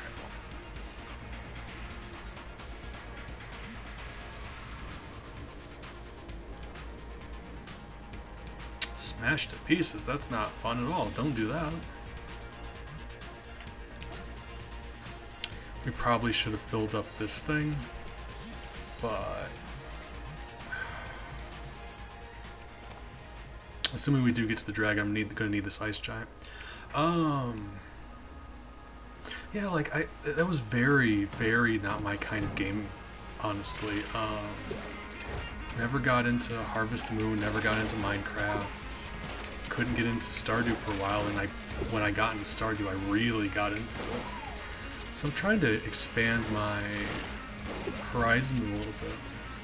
Been considering doing Minecraft. I think it'll help if I had other people to like share the world with. And I know a couple Hive mates play, so I was thinking maybe getting into that. I just know it's very much like create your own projects kind of game. And I don't know how good I am at that. I like having some Demon King to slay or something, you know what I mean? And I know there is a final boss technically now, but like, he's kind of just there as a technicality. He's there because they needed a boss, you know what I mean? Like, thematically, it really doesn't much matter whether or not he dies, like, story-wise. He's there, and don't get me wrong. The fact that they included a boss at all is great. But if you're comparing him to the other great bosses in video games, you know what I mean? Is what I'm saying. But to be fair, it never intended on being that kind of game in the first place, so having a boss is just extra, you know? It's just like an added bonus.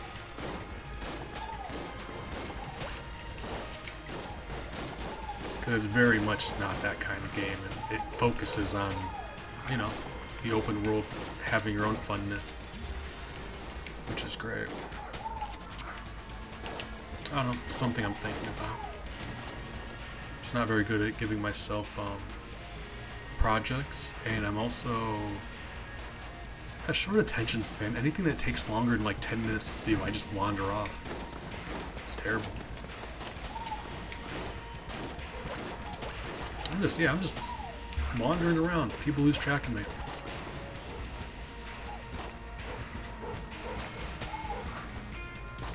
So, like, by my understanding, in Minecraft, things take a long time to do. Or I could just be wrong about that, you know? Probably. Usually. I find in my experience I'm wrong about most things. As a general rule.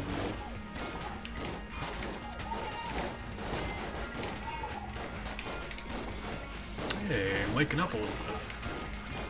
Oh, you love pulling off some dodges. Alright, well, you know, the world don't move to the beat of just one drum, you know what I'm saying, you guys? Two in the hands, bird in the hands worth two in the bush. Takes two to tango. Like to just explode things. You know, that is very valid. That is I mean, honestly, now that I know you can explode things, I'm a little more interested. I mean, I'm not sure how that game works. If you've got like does it have to be like a multi-person server when you start, or can you like just invite people to your Minecraft business? Because if I do start up, there's some people in the community who play. I don't know how that would work. Like if they would just be able to hop in, or if I'd be able to join theirs instead, because I feel like that'd probably be a lot better if I could just join theirs that's already like an established thing, maybe? Don't know. Either that or, yeah, cool. So that's nice. All I can imagine myself doing is like, let's dig up everything. Every block, let's just dig up every block. And then doing that for 8 hours and then getting bored and never playing the game again. That's the kind of person I am, and I hate it. Just spending an 8-hour stream just digging up blocks and then never playing the game again. I was just like, yeah, it's just... If you're ever wondering what kind of person I am, there you go.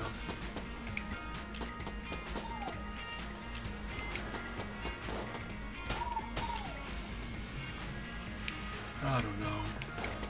Well, I mean, I said the exact same thing about Stardew. Now I'm like addicted to Stardew, so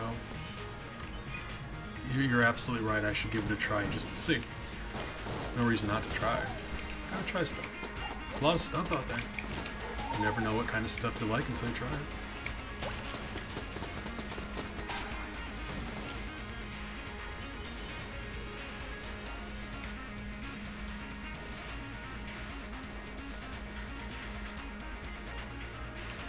It's actually I love the fact that you mentioned Terraria, because that example where I was joking, I said if I played Minecraft I'd probably just try digging up everything. That comes from experience, because when I downloaded Terraria I tried just digging everything. I wanted to see if I could dig up every square of land, and then eventually I got bored. So that's funny.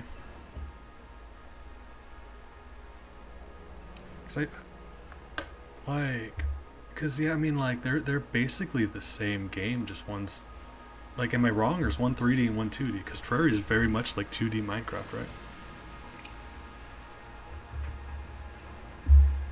Maybe like a little more variety in enemies, I guess. Those serpent things that fly through walls were just the scum, and I hate them so much. I don't know. I had so much fun. You know what it is? I think because I play so much old 2D platformers, I think Terraria just appealed to me more from a visual gameplay stance. Because making underground bases in 2D was fun for me, versus Minecraft, I can't get myself excited about it, not really. Alright, we found the dragon. We got 1 heart left, so that sucks. Alright. That's when you tame the wolves, then they're no longer wild.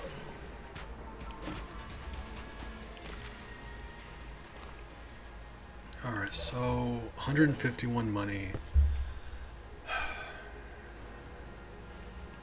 4 blanks. Fortune's favor.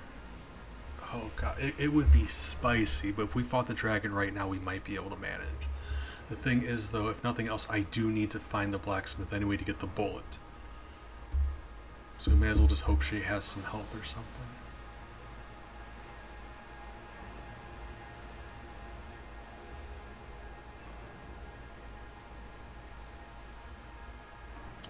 Legends with a V in it.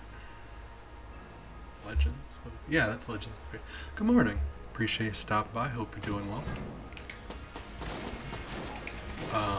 Not entirely sure if you can understand what I'm saying. I'm going to say it anyway because, you know, hope you're staying hydrated.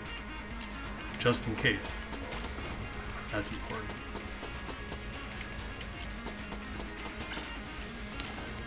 Owen Miles, I respect you for that though. You gotta make sure you take, yeah, you can't hurt the babies. I cannot. I apologize.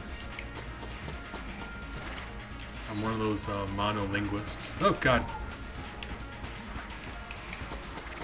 Okay, so wolves can hurt him. It was just so whip.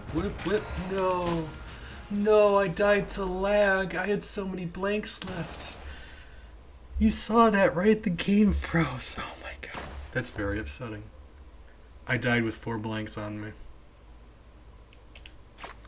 But you know, the important thing? We're having fun. Alright, let's get back into it. I did say I was going to demonstrate if Little Boss is still here. I wanted to show Little Boss something, so let's see. It's fine. That is thoroughly disappointing because I had like a fistful of blanks and that room should not have killed me at all, but lag be doing that. Hey, Little Boss, I just wanted to show you what that statue in the first room did. So you gotta be someone you've already beaten the past as. So it's a little disappointing because I was confident we could have killed the dragon, but yeah, that lag. It happens. Sometimes you wander around the forge and you just can't either find the dragon or the blacksmith, and you gotta find both. And you just wander around so long, eventually things hit you here and there, and you die. I mean, you can kill pillagers, you go for that. So this statue here, I'm sure you've seen it. If you've beaten the past as the character, like we've done the Marine already, and you interact with it, it gives you a second option. Gather your courage and pray. A shrine to an old gunslinger, there's an inscription. Kill your past, you've already damned your future. So you pray, it gives you 9 curse. Any higher and you summon the Reaper, who is just, oh man. Different story entirely. So the fun thing about that is you'll notice a lot more of enemies. None in this room, that's a little disappointing, but maybe we'll bump into a few of them. If nothing else, let's, you know, we can do a floor here. Okay, so that one there. It's a minor enemy, but you see it taking several shots. Like, look at that. That's a jammed enemy. They have a lot more health, and they'll hit you for a full heart of damage. And they're very spicy.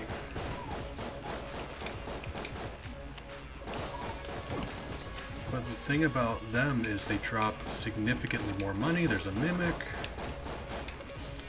Always check, you always check. There's never not a reason to shoot a chest, just to make sure. But you actually want mimics, assuming you're good enough to fight them, because they'll give you their contents without a key. You can just have them for free if you can kill them. Honeycomb. That's adorable. Have you named your fur child? Because you should. Alright. You see, I don't wanna... Ooh, yeah, see, we've got more jammed enemies. You can see their shots are black and red instead of white and red. That's significant. Now, it is worth mentioning that even jammed shots, those stronger ones, if you've got armor, you'll see on the top left, I've got 3 hearts in armor. I'm not even paying attention. Where am I? What happened? Alright. They'll take just 1 armor, even if they're jammed.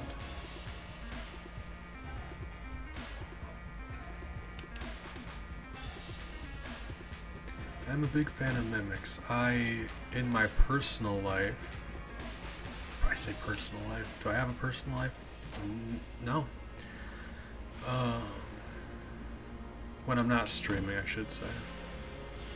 I'm a dungeon master, Dungeons and Dragons, and I'm known as the DM mimic. because I've got a binder. I've got a folder of 15 different mimics. And I don't mean I just slapped teeth and an appetite on furniture. They're each unique. They've each got their own unique abilities based on what they are, and stats, and like hunting patterns. Like different types of mimics hunt differently depending on what they are, and they just I get really excited making new mimics. Cause like, yeah, don't get me wrong, putting teeth on something's hilarious, but you can get more creative than that, you know. Have fun with it. So yeah, I see all these jammed enemies. There's quite a few. Oh god, there's 3 of them. So this is what that statue at the beginning does.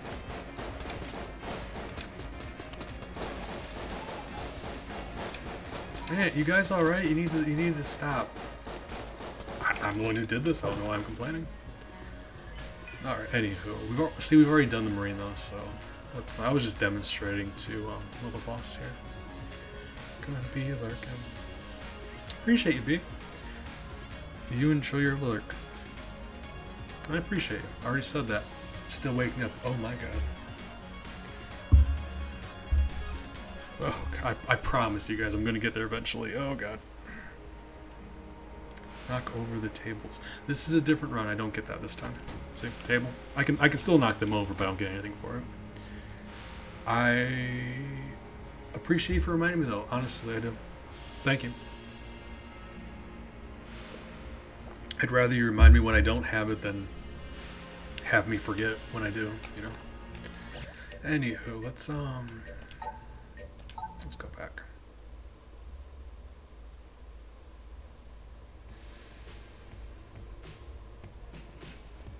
It really just depends because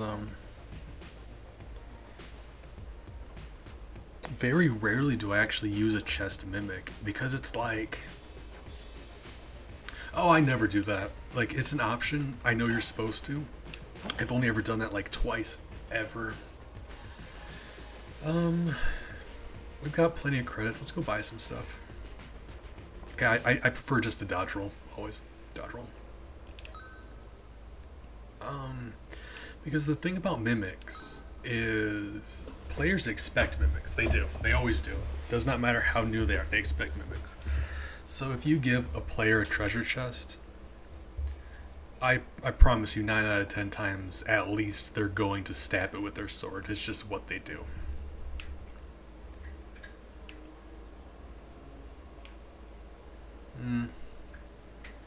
Sure. But that's why you get a little more creative. You just, different things besides chests. They'll stab a chest. They won't stab a bed. And yeah, I do have a bed mimic. It is one of the evilest things I've ever done. One of. I've done eviler, but they're one of. I'll tell you, that barbarian, he never slept the same since. That's the kind of thing that changes you.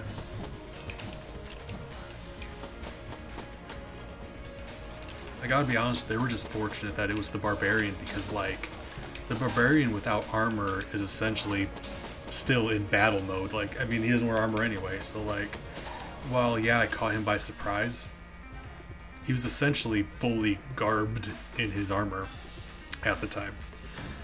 If it would have been anyone else, yeah, they probably would have died.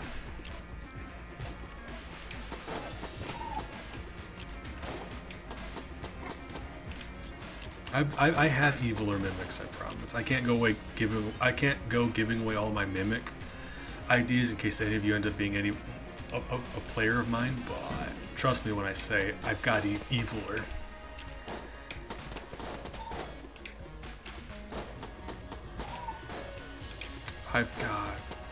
I'm trying so hard not to gush because I'm proud of all of my mimics. I'm a proud DM dad and my mimics are my babies.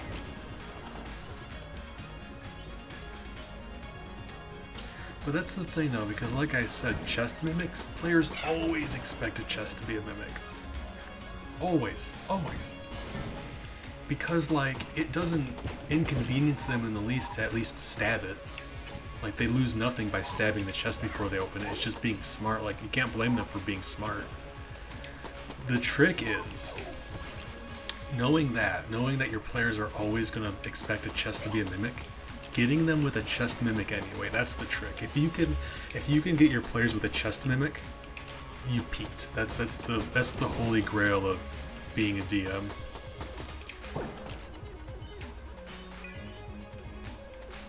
That's the trick.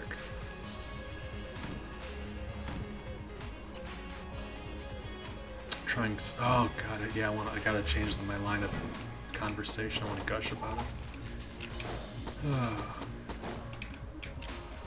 Yeah.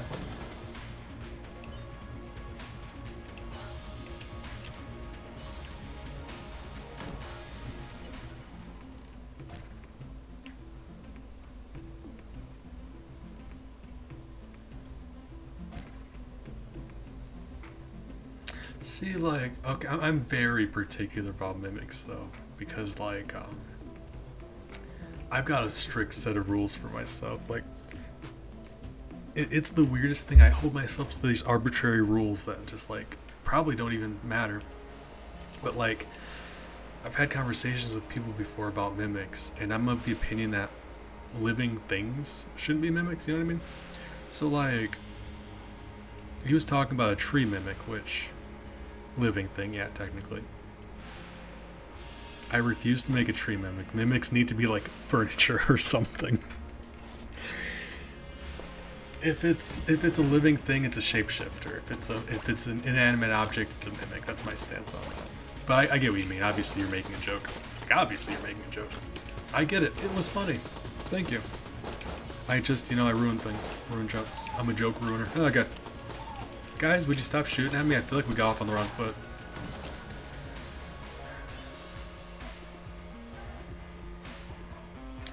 I mean, yeah, if you ever... my current group kind of went on indefinite hiatus because... one, they do dumb stuff, and it kind of bummed me out that they... Two... just with all my mental health stuff going on, being the DM is a little stressful to me. Okay, so this one's a mimic. You can see if it's a bigger chest, it's harder to tell, or it's easier to tell. You see how the lid's going up and down? It's a mimic. You don't even have to shoot at it, which means free A tier item. I'm looking forward to this. It is going to be a more significant fight because the better the chest, the stronger the mimic. But yeah, between them doing dumb stuff, it was just very stressful being a DM. Because you have to do a lot of planning and prep work, but I promise you your players are always going to do the one thing that you never planned for, so you just have to, like, make up fun adventures on the spot. It's just... oof. Couldn't do it. Eat fire! Really? Really?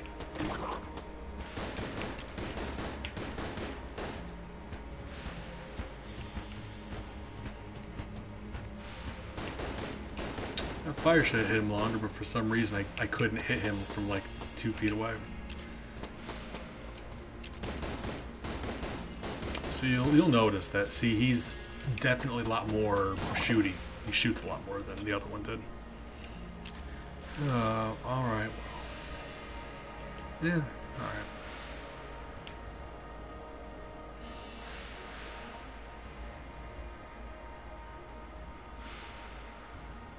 I mean, that sounds fun.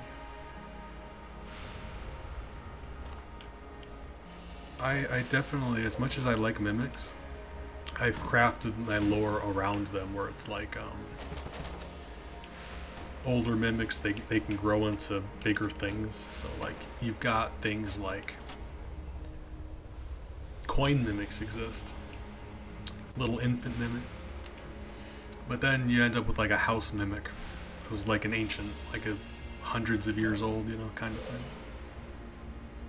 So I did lore around them. A lot of thought into it. So the thing about being a DM, you put so much thought into your world and your lore and your story, and then the players end up not experiencing 99% of it. It's a little disappointing. You know, that's just part of the whole situation. Honestly, I say if you want people to experience all of your story and your lore, you should be writing a book. It's a lot more work though, you know. It's a lot more work. Less stressful though. You know, different things. You do DM stuff because you want to tell a story, but yeah, it's just one of those things you need to expect. It never goes the way you plan. Sometimes it can go better, but never goes the way you plan.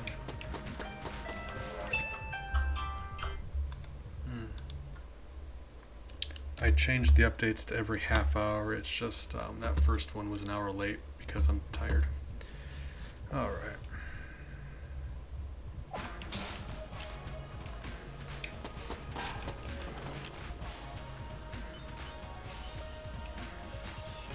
If we're talking about D&D though, for a second I thought this was a Mimic 2. I thought it was going to be 2 for 2. Oh man, that would have been exciting.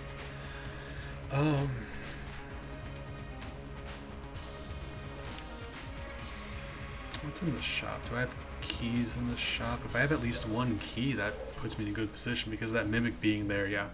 That Mimic being there was actually incredibly nice. So, we can open this chest and still end up in the oubliette. Cool. Let's do that. That'll help actually for later floors. It'll help. But I can hit you guys. I've got with my most recent party. There was a story I've been telling, which is one of my new favorite stories because it was just the most insane thing. Like, players will always surprise you, and they'll always do the dumb thing, and it just kind of goes off the rails, and you just kind of gotta roll with it. You gotta have fun with them as things go unexpectedly. But this story, oh my god. So like, they were going to go... There's a war going on between good aligned Fey creatures and bad aligned Fey creatures. And they were breaking into this enemy prison to save some of their comrades. They got drugged and then they got captured. They themselves were in this prison now and they were expected to escape. So they wake up in this prison cell, and they're all in different cells. And they're trying to figure out how to get out, right? I'm just gonna use Thunderclap.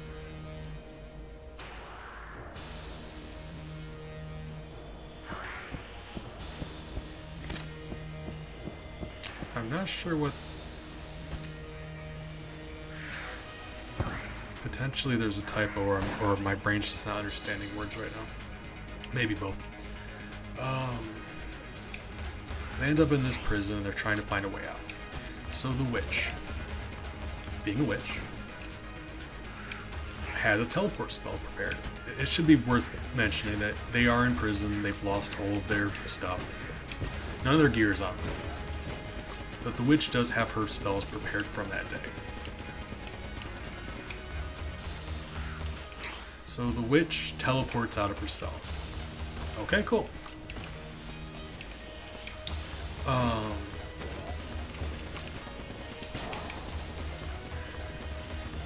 Goes to explore the floor they're on, goes up and down the hall. Finds in an adjacent cell close to them. There's a guard knocked out in the cell already. Yells at the rest of the party, "Hey guys, there's a guard in here." Yells it at them. So of course the rest of the guards on the floor just swarm at her, right? Like you do. Because if you're trying to break out of a prison, you don't scream about it. Anywho. So now the rest of the party's panicking. They're like, oh god, the witch is screwed. She has a couple spells prepared. There's a bunch of high-level guards swarming her. They have to get out now. So the monk is like, you know what? Forget it. I'm gonna smash this door down. Goes to ram into it with her shoulder. And that's how the monk found out the cell door wasn't locked. Because it just swung open and then she fell hard and landed on her shoulder and hurt herself. guys, the cell door isn't locked. Right, so now they get out. Okay, no harm done. People make mistakes all the time. You end up in prison, you just assume the door's locked, right? Or something. So between the monk and the witch having... So between the monk and the witch, they take care of these guards. The paladin can't do anything, the shifter can't do anything.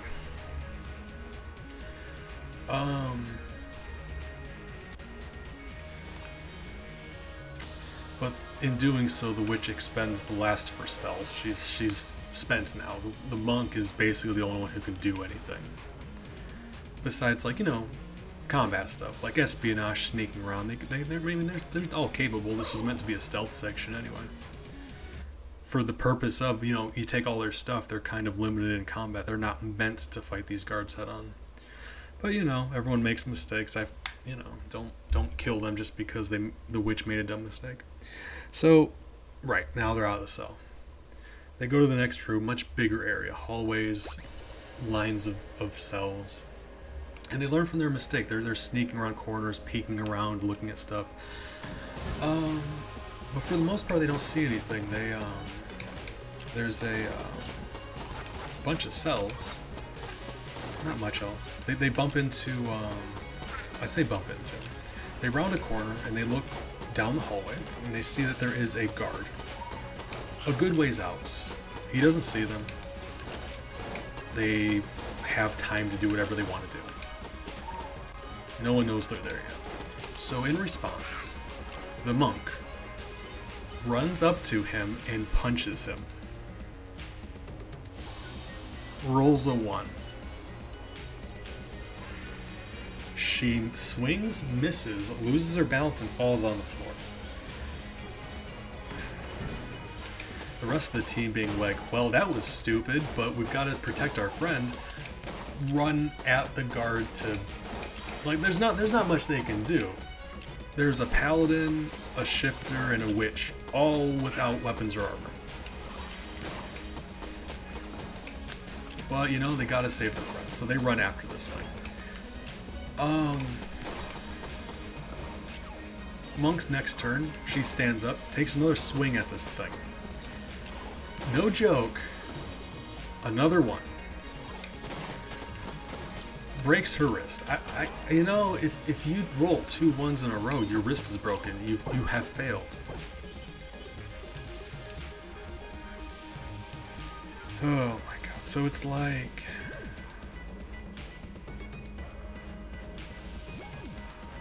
broke her wrist.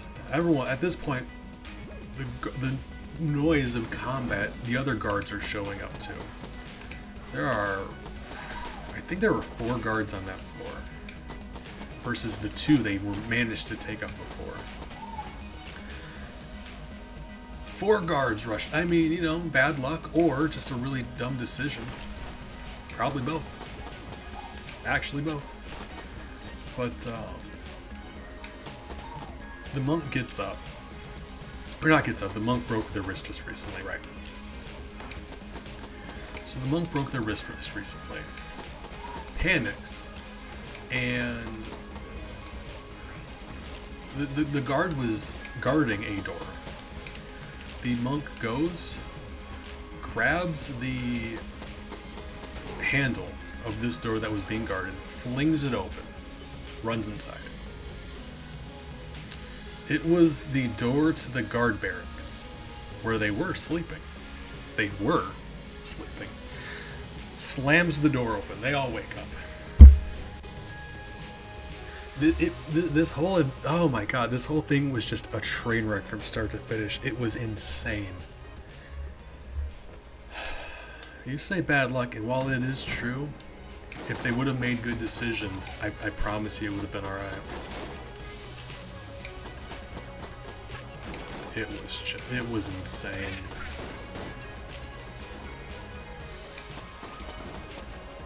I mean, yeah, unlucky, but at the same time, if you're sneaking around a prison, don't just run up to a guard and punch him.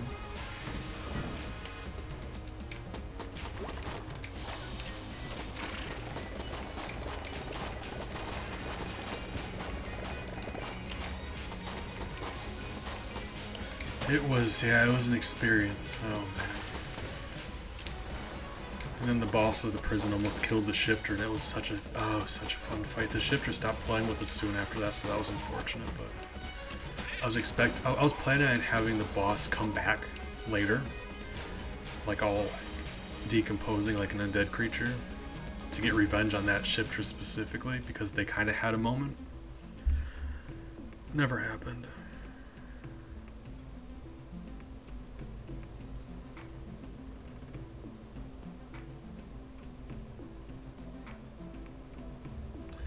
Oh, so why am I spacing out? I didn't even have any sleeping pills this time. That's, maybe I need some. I don't know. Okay. See, unless, like, main creatures, like big, well-known creatures, like, okay. I'm a DM, I've been around a while, I've leafed through my share of monster manuals. I do that for fun in my free time, I just look through monster manuals. So I know quite a few monsters, I don't know every monster. Mostly because I prefer making my own, if we're being honest. Like, I get down to a good mimic or a displacer beast every once in a while, you know what I mean? Catch me one night writing up a Chimera boss fight. Have a lot of fun doing that. A dragon, like, yeah, who doesn't like a dragon? But by and large, I make my own monsters and I have fun doing it. It's a lot more work, but I have fun doing it. I find I DM better if I've crafted the world and the monsters and the NPCs myself. I know them more personally, so I know what they would do better, you know what I mean? If I'm like doing a module, they aren't my characters, I didn't make them. I can read about them and get a sense of what they're like, but I don't really know them, not really. But if I made them, I know them intimately. You could put any of my NPCs in any situation, I could tell you how they would act in that situation, because I am them.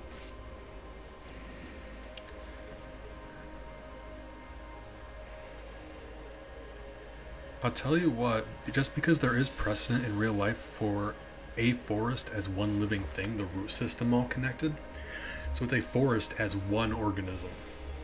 So like,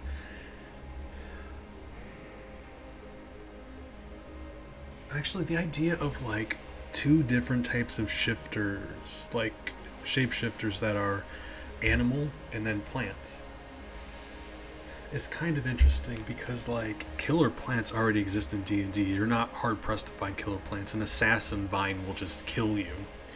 So like, honestly, a shifter plant, I'm not sure if I even like that idea anymore. I mean, the more I think about it, I'm kind of like flopping back and forth, but evil killer plants absolutely exist. So like, you can make the argument that yeah, as things grow, they just grow. So like a killer plant like an assassin vine that's thousands of years old could grow into this whole forest. That's a cool idea. Like, have your party end up in a village and have the bartender tell them something like how people always go into the forest and end up missing. They never come back. So they're going to go into the forest and expect some kind of monster. They're going to set up camp and the trees are going to try choking them to death. I love that. Oh my god. I'm probably going to do that at some point. Thank you. That's lovely. I love that.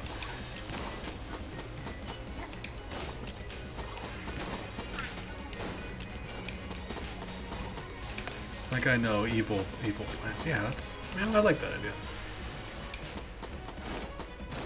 But yeah, now that I've mulled it over out loud, I kind of do like to reserve, because as many killer plants as there are in D&D, I kind of like making shapeshifters animals and mimics inanimate objects.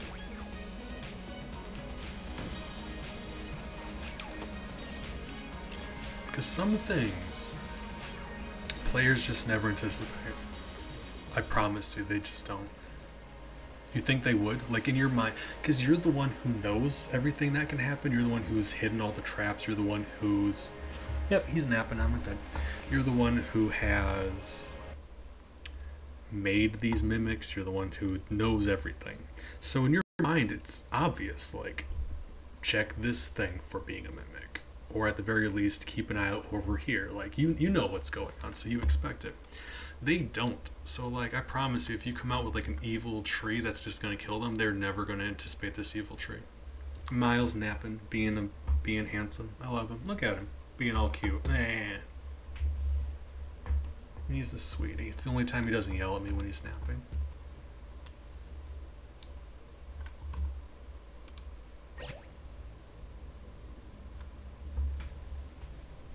She's also napping. She's in her box napping. And Bella's downstairs curled up with my mom. Free cat status for you. So, like, yeah, some things they just don't expect. A lot of things they don't expect, ever. It's funny how universal of an experience that is.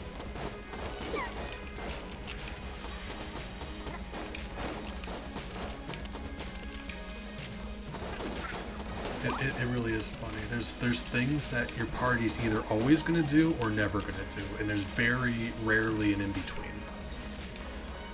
Very rarely in between. Doesn't matter who's in the party, does not matter. Just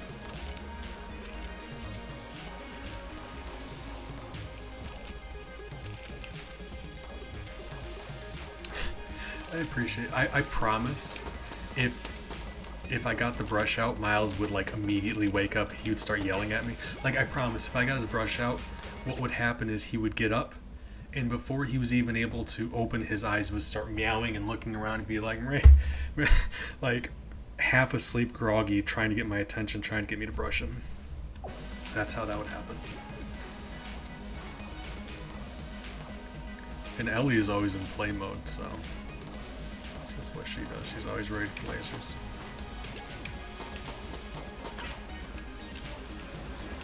But, that's funny. Because like I said, they'll always check chests, they'll never check anything else.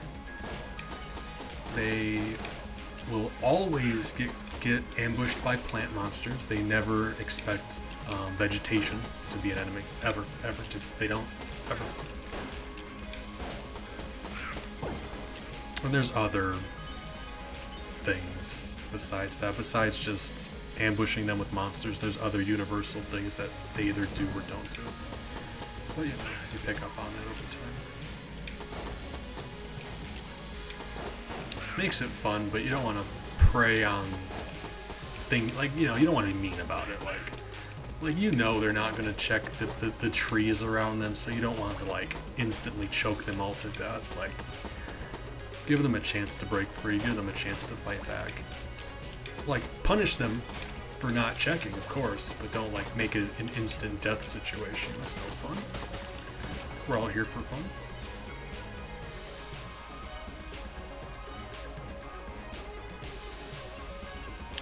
I am a big fan of, I call them night encounters. So I essentially keep a list of encounters at night. So when my players sleep, I make sure, this is important, I make sure that they either take shifts. If they don't take shifts, I punish them for that. If they're all sleeping at the same time, you know something's going to show up. But they take shifts. So depending on what time at night it happens, one of them is going to interact with this thing, where the other ones are sleeping. And I keep a chart where randomly different events can happen at nighttime, either good or bad. I have a lot of fun doing that. I love my sleep chart. Okay, so you guys are familiar with Dark Souls. I said before, there's a lot of references in this game, like a lot. You'll see these bullets, these barrels here, have got bulletkin in them. And this one too. And that is absolutely a reference to Dark Souls, that guy who's stuck in a barrel. The oubliette is largely Dark Souls inspired.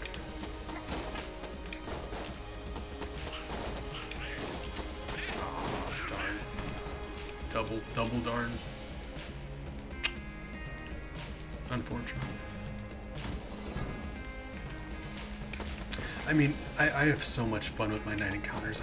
Oh god, everything from, like, a family of raccoons showing up to steal their food, to a drunken satyr just plopping down next to you and rambling at you about how he used to work for the church.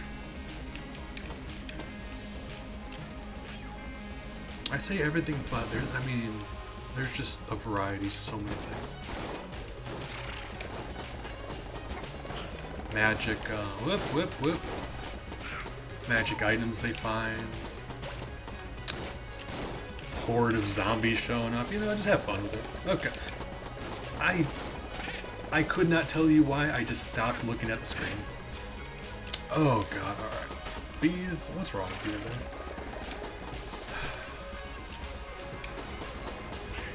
It's like, night encounters or travel encounters, those are the two. Because if they're walking down a path in the woods, I'll have a few different encounters ready. Oftentimes I'll have them fixed, like if I need a specific thing to happen, or if I like one idea so much more than the rest, I will make it a specific thing that is going to happen to them. And yeah, how they handle it will affect things, but it is going to happen to them. Unlike a random chart of events. But sometimes, if they're walking down a path in the woods, I'll just roll a dice and see what happens to them. Or, it used to be much more of a common thing, and some DMs still do it. I'm not one though.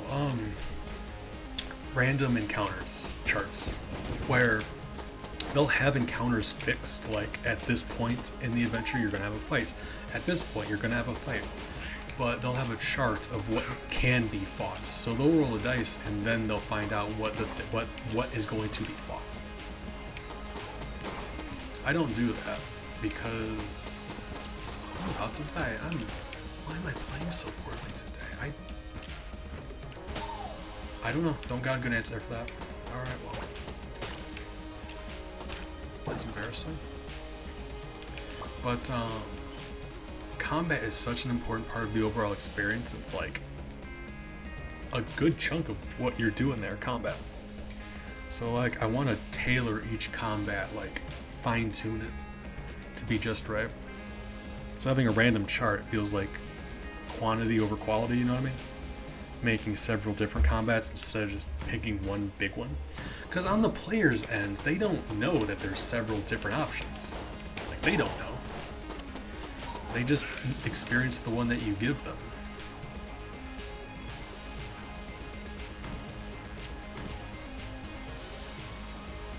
And it's D&D. Assuming you phrase things correctly, you could trick them into believing that there's a table and several different encounters. Before combat starts, catch yourself rolling some dice and then mumbling to yourself. They'll think you're doing something. You're not. Randomly roll dice. It scares them, I promise. It's about head games. You just let them think that there's more going on behind the screen than there actually is. And oftentimes there is. Sometimes there isn't. You gotta, it's all about that experience. I will randomly make them do fortitude checks. Fortitude is,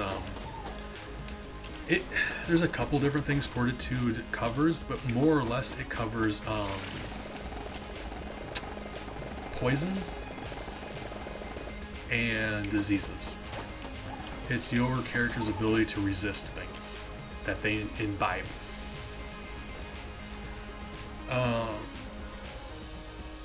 Honestly, oftentimes, if my players consume something, even if it's a completely just safe thing, I'll have them make a fortitude check. Have them make the roll, pause for a moment, let them sweat, and then just continue like nothing happened. Did I get poisoned? Did I resist it? Do I just not know? What happened? They don't know. Keeps them on their toes.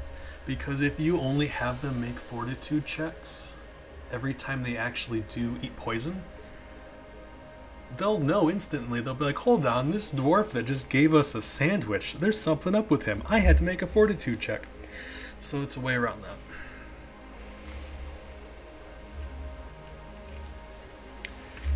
Miles, get off my desk.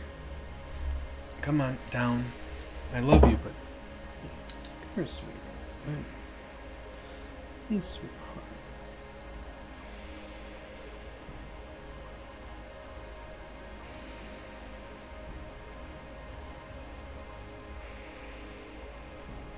I mean, a fox wedding is just such an interesting combination of words. Oh, I love that. I might steal the first part of that.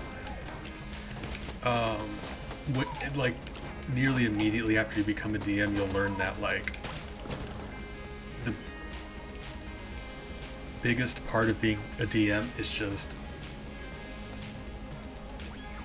like DMs. Every DM, we swap ideas. We give each other ideas. We steal ideas. We just, you think of a good idea, we steal them from each other. Yeah, you know, you give people a shout out. You thank them for it. You let them know that you're gonna steal it, and usually they're happy about it. If a DM steals my ideas, I'm cheesed. I'm pleased, happy about it. That means it's a good idea. But that is just a thing. We all share ideas with each other. So I'm just gonna let you know, a fox wedding. I love that. Not gonna do the second part, but them being awake for that, that'd be, I mean, if nothing else, it's interesting. Because, in my opinion, night events, or, okay, so random events should never be like game-changing. They should never be monumental events, because that's what the scripted main story events are for. Random events are just minor benefits, minor penalties, little puzzle, little test. Sometimes they get something for it, sometimes they lose something for it. Maybe some minor combat, they get a little hurt or something, you know. And that kind of thing, it's weird enough to be interesting, and they could still stand to get something from it. So I actually really like that. This whole time I just had a heart over here I just forgot about.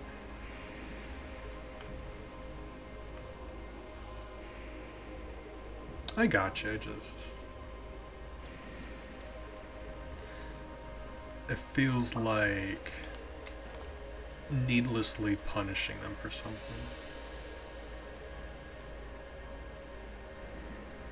That being said, that they should never be all asleep, that is true.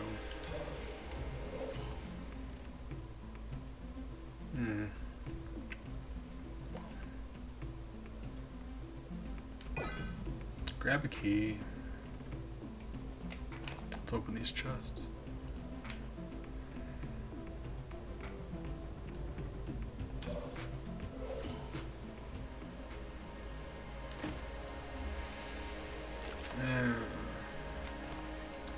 Tell you, this is a very not good run.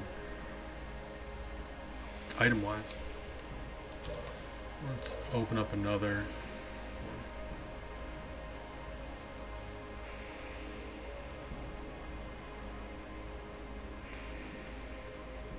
See, typically, I mean, you know what, I'm getting garbage items. We're starting over. So there's a lot of different ways you can heal things. Because if they're resting anyway, they're going to get some of their HP back. Well, okay. Rules vary wildly depending on which edition you're using. But in my experience using Pathfinder, and anytime I tell you rules or anything, it's going to be Pathfinder, so bear that in mind. Because you might find things that contradict what I say. It's probably because there's a different edition. Or I forgot something.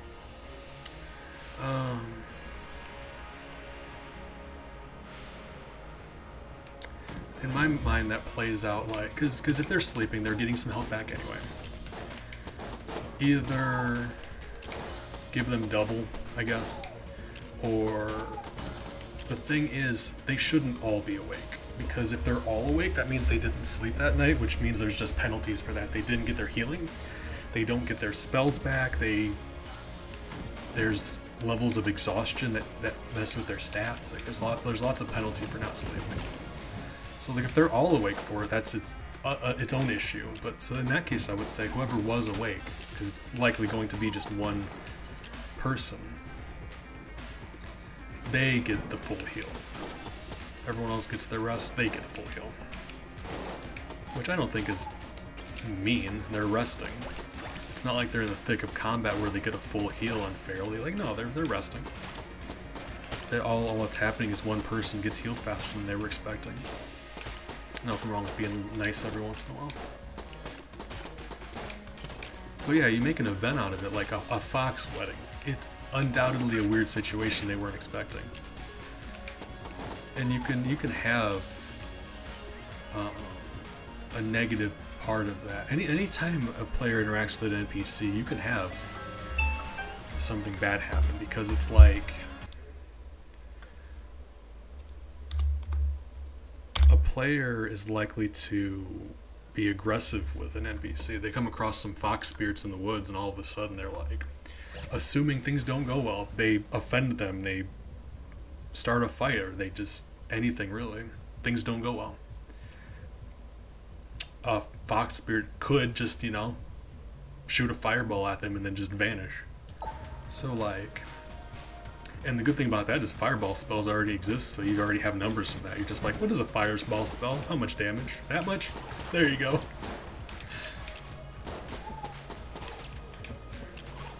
So like, that's the benefit. A lot of like, there's just hundreds of spells and monsters and things that already exist in the game. It's just really fun to create your own.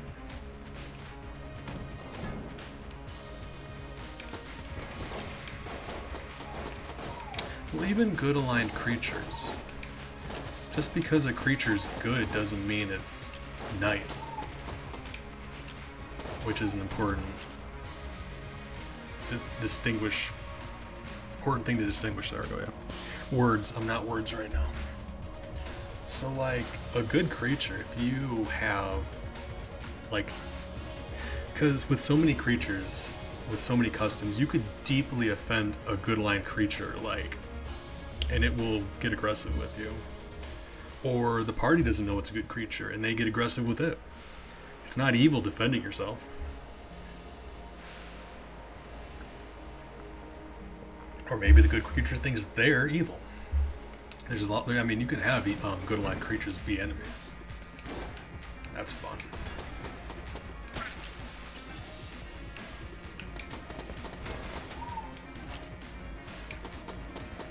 Because if nothing else, there's a lot of really fun good aligned creatures in the monster manual that you never get to use, because how often do your players get to fight good things, you know? Sometimes, if you find a reason for it, but you know, not nearly as often. Undoubtedly, if you have someone in your party who can sense evil, that's takes some fun away. But there's some ways around that. My most recent game had a paladin, and they just at command as many times as they want, they can use sense evil, detect evil, detect good, and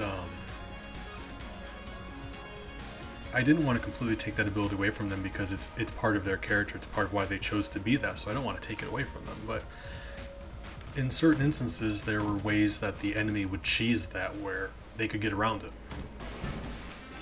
So I told the paladin, I'm like, this is an ability you have, but it's not 100%. It's never, you never know 100% for a fact that what you're detecting is true. It's likely, but there are things in this world that can undo that.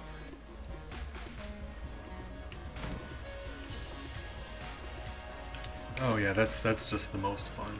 You make monsters, you make NPCs, villains, just have so much fun. I've got folders full of NPCs and monsters and so many things, magic items, cursed items.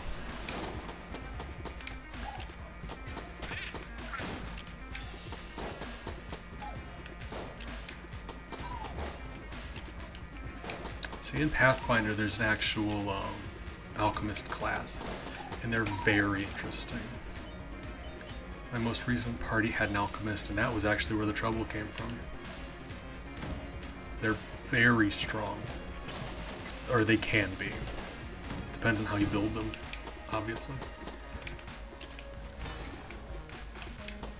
But the problem is alchemists learn how to make bombs. Basically just potions that explode when you throw them. But they do an obnoxious amount of damage. And oh god, I just don't want to bring it back up, but here we are. The main villain was this shadow monster, and its whole shtick was it possesses people. That's what it does, it's what it's good at.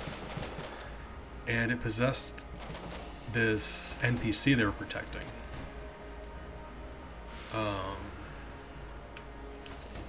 So they were on this journey to find this NPC and rescue it. Stop the bad guy, of course, but rescue this NPC because it was a little girl. This boss kidnapped a little girl and was using her, like, puppeting her body around. So they were kind of in a situation where, like, we need to kill this thing, but it has a hostage. So, like,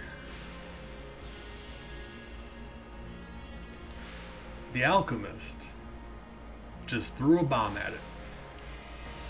Didn't kill the monster because it's a shadow creature. It doesn't take damage like that. Physical damage, it's a shadow. Absolutely exploded the little girl though, she died. Like pieces of her all over the place. And I was like, when I say I was upset about that, I don't mean I was mad at them for ruining my adventure. I mean, I actually genuinely got sad. Like, you spend hours and hours crafting these NPCs in and out, like, thoroughly. You make them, their past, their story. You know enough about them to be them in any situation. You can be them. They're like my kids, and she just exploded a child. I got upset about that. Like, of all the things you could explode, they exploded the little girl. Oh my god, I'm mad. I'm mad. Oh, okay, you know what? Forget it. Moving on.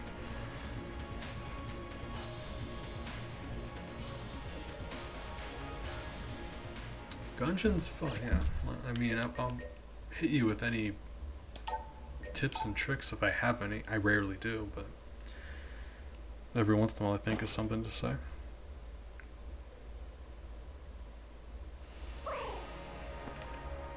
So that just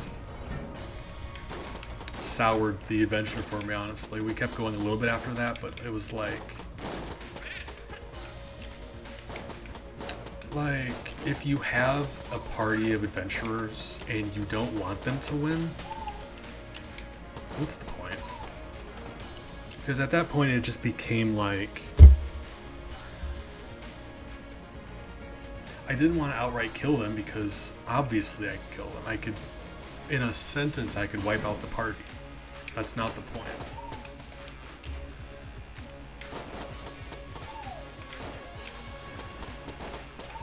I wanted to punish them for what they did. I want them to feel bad about it.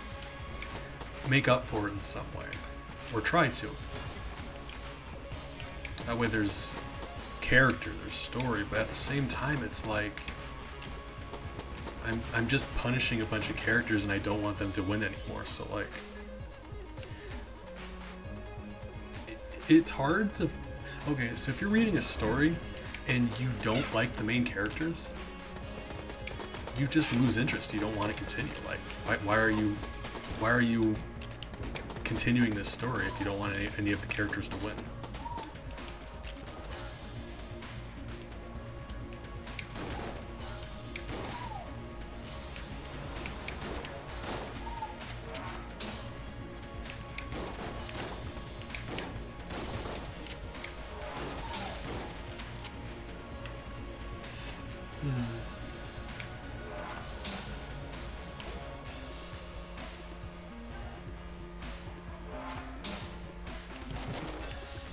That's a thing, especially if you have new players. They're very...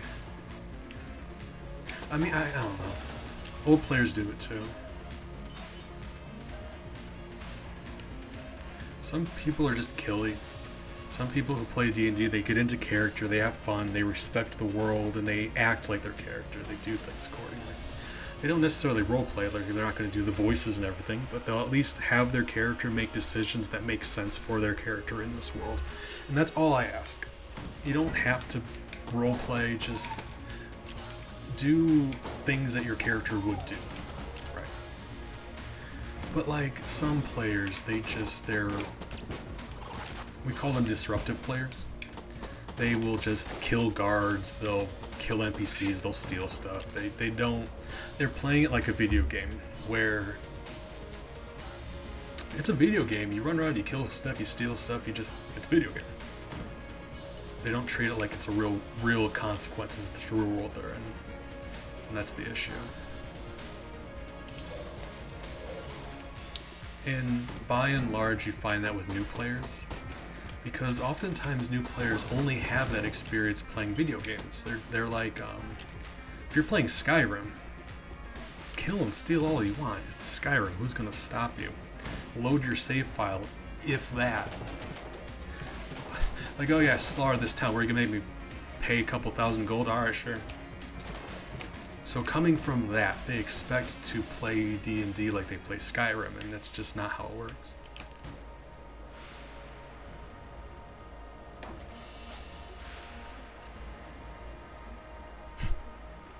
That sounds fun. I was helping one of my friends DM once, like just, you know, bouncing ideas around with him, offering new ideas, helping him tweak his ideas.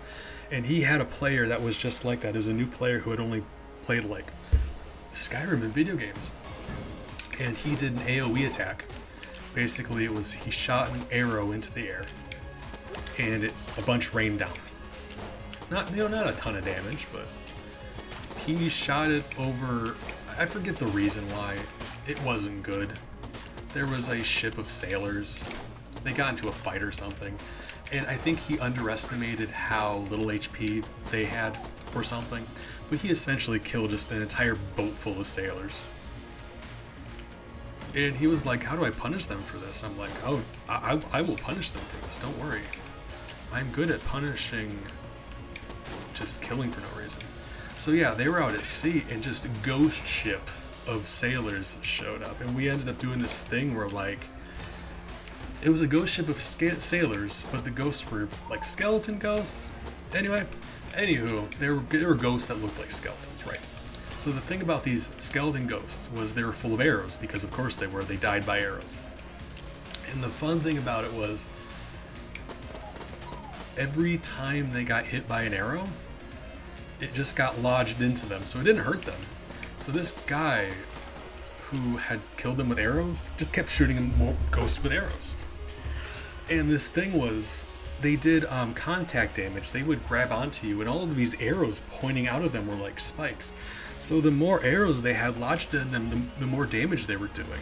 And he didn't realize it was an issue until like way later, when they were just doing like obnoxious amount of damage. So he was like making these skeletons stronger and stronger just by shooting them with arrows. It was fun.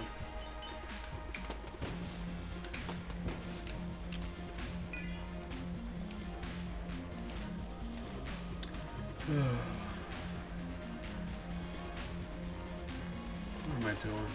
My best, probably. I'm trying. Okay, we still have an A chest. In fact, let's go after that one right now. Or just, you know, it was essentially the same item. They kill an NPC, the NPCs come back as ghosts.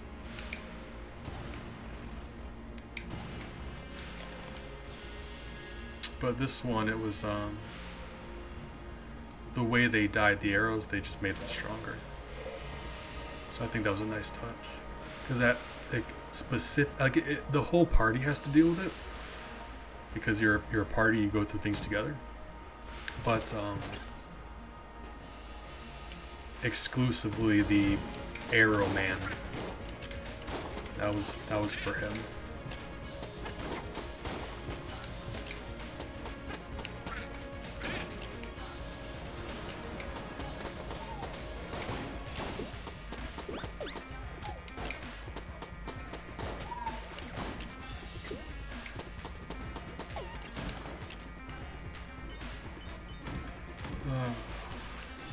Alright, what are we doing? Alright, well, it's just, I really don't enjoy playing as this character, so I'm like really kind of like, meh. And then, like, it's hard for me to get into playing as this character. I can't get excited.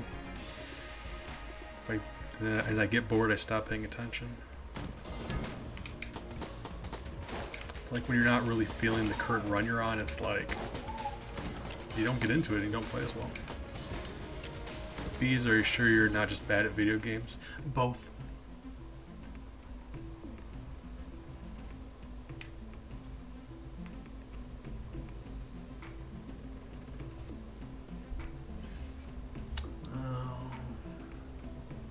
Rocket-powered bullets would be nice.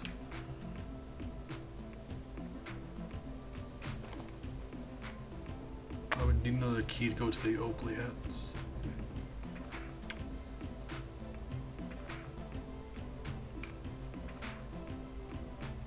How much money is the boss going to give me? I really got to think it's not going to give me 16 money, but I guess we can find out.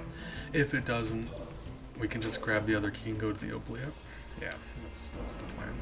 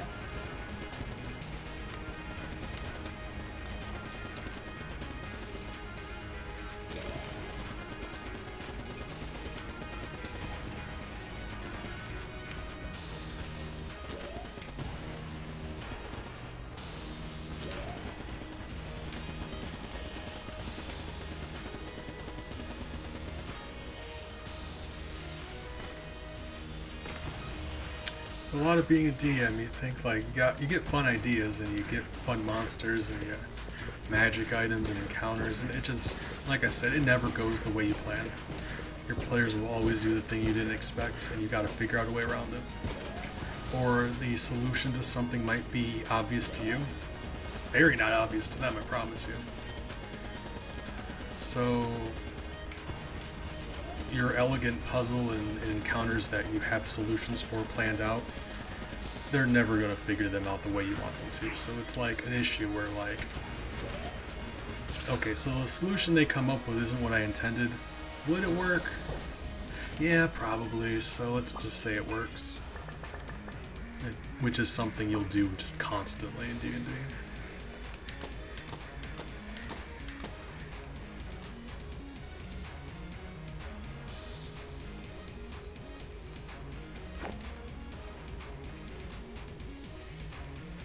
See, when you say double or nothing support pad, alchemist, those words are sliding off my brain. I'm not sure what you mean.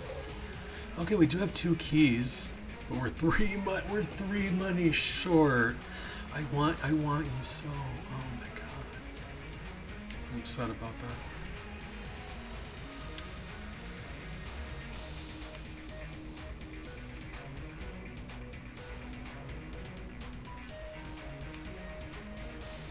I mean, chest friendship and chest vampirism.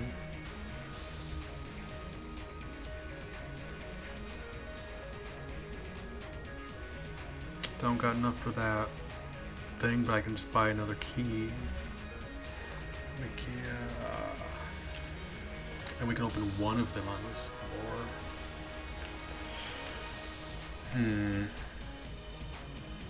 Or could just get the health upgrade because I could roll the dice, but I know what these are. We have Raiden coils, so it's not like we need a good gun.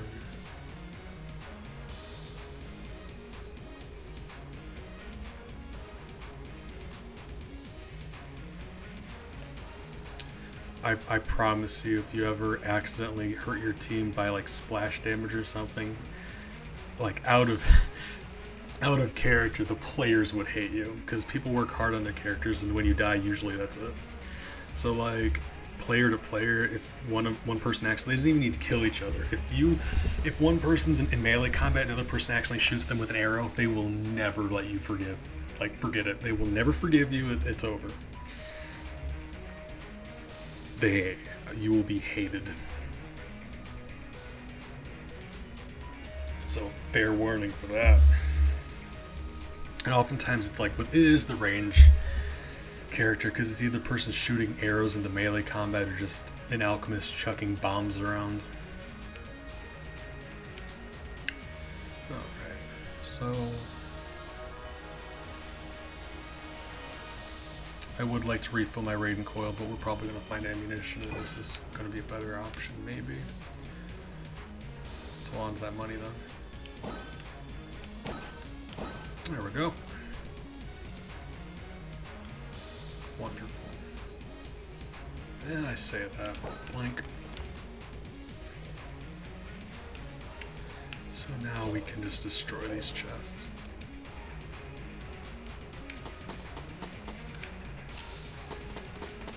Think about maybe after stream making some cookies or something. That sounds good, don't it? Yeah, kind of thinking about it. I think about food a lot. Food makes me happy. I enjoy eating. I'm a fatty and I enjoy eating. Food is one of my favorite things in the world now that I... Anyway. Rarely ever eat though. Because I, don't want myself to ever be too happy. Not allowed, can't do that. Still think about it though. It's nice to think about. And right now I'm feeling like making cookies or something. There's this Swedish really rich chocolate dessert I've been eyeballing. I've got a recipe for it. It's like,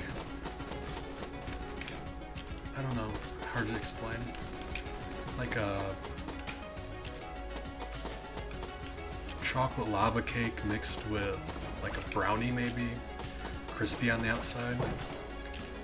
Like imagine like a brownie, but like so imagine a chocolate lava cake in the shape of a brownie, but the outside's crispy. That's essentially it. Very rich, very tasty. Maybe might try one of those out. Either way, cooking makes me happy, eating makes me happy. I eat like some days.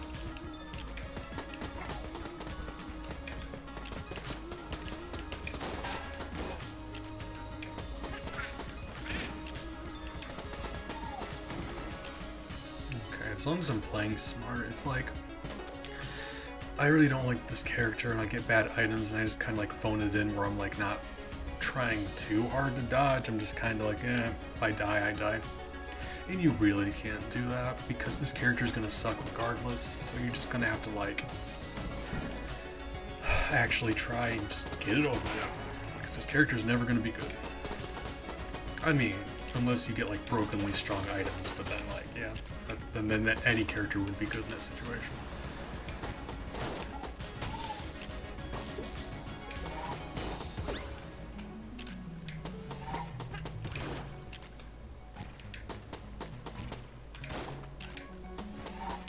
But in Pathfinder, alchemists are interesting because there's a lot of customization with a lot of characters, but alchemists are probably on the higher end of that, because they're called discoveries that they can take throughout once they reach certain levels. So they can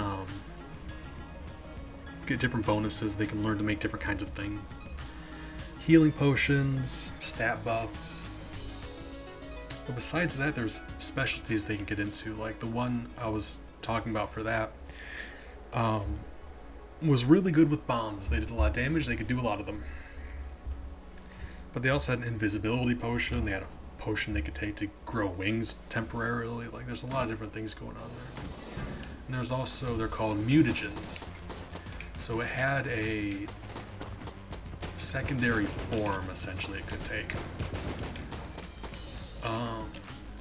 And what mutagens do is you lose one of your mental stats, or you lower one of your mental stats and you gain a physical stat. So like physical stats are strength, dexterity, and constitution, and mental are like intelligence, wisdom, charisma. So you become more physical, more savage, either faster or stronger, but you don't think as well for the time being. So it's like, just think of like Dr. Jekyll and Mr. Hyde kind of situation. Not one-to-one, because it doesn't change your alignment. You're still essentially the same person. You're just a little more bestial. A little bit.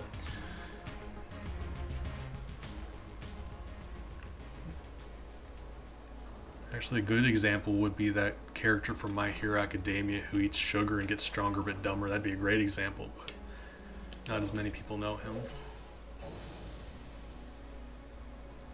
Have an ability. What do you mean by ability? Because there are a lot of different things, a lot of different categories for a lot of different things. Because there's feats, there's skills, there's spells. So many different different categories for different things. Ouch. Sir, really? That's it, you're all dead.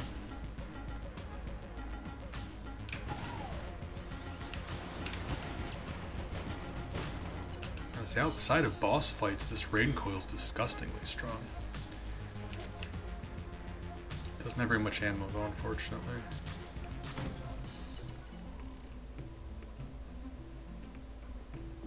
Just garbage. Oh my god, really? Really? Like, this is literally garbage. Look at that. Sir, I'm mad at you. Alright, well. Let's go fight the mini-boss. See who we get. Hopefully it doesn't take too much ammo from this raiden coil. Oh, yeah. Typically that's a racial thing. There's a lot of racial abilities. Nearly everything, well, I say nearly, everything in the game has different perks based on what their race is. And typically that comes with a ability, which is either at will or just a number of times a day. I was going to say most of them, but because of humans, they don't really have an ability necessarily, but they do have perks just being a human. There are things that they're better at. They're just less flashy than like a skill. But yeah, there's all kinds. Yeah, that's some of your abilities. My I like all my homebrew races. One in particular, I have half fey creature. So like a fey creature is like a fairy, leprechaun, unicorn, something like that.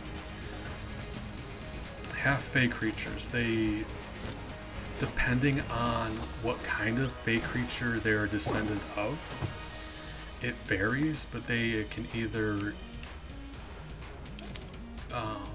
gain temporary flight, or invisibility, or there's a charm spell that they can do, like a Jedi mind trick, but they're limited. Racial abilities are never super strong. They're either really weak or they're just like you can only do this once or twice a day. But yeah, it definitely adds diversity, because you can be like, okay, so I've been a monk, but what about a monk as this race? Well, they have these new special features. How would that change how I play as a monk? So that's fun.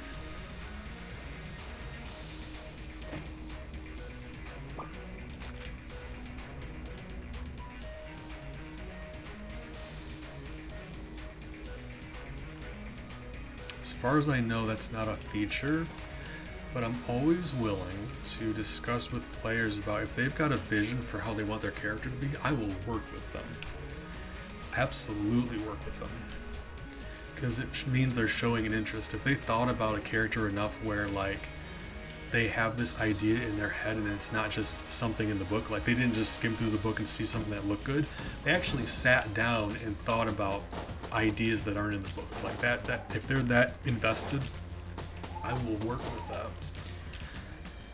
I've essentially, like, multiple times I've created entirely new playable races just because somebody wanted to play as a thing that I didn't have a race ready for. It either wasn't in the book or I didn't make it. So like, they want to play as a thing? I will make that thing for you. As long as it's fair. You know what I mean?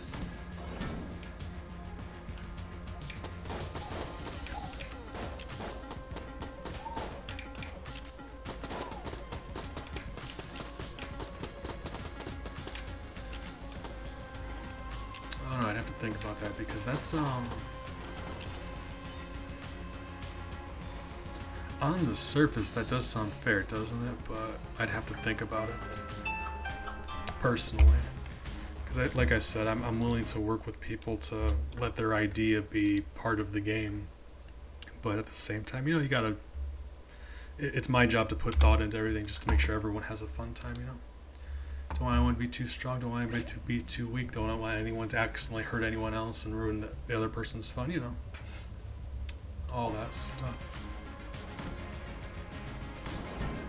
It's my job to overthink about everything. Alchemists are so much fun, though.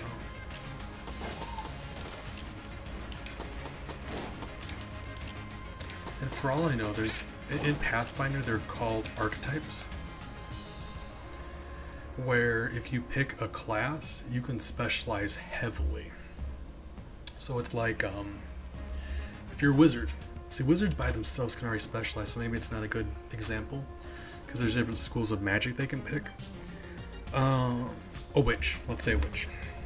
Witch is kind of in the same boat.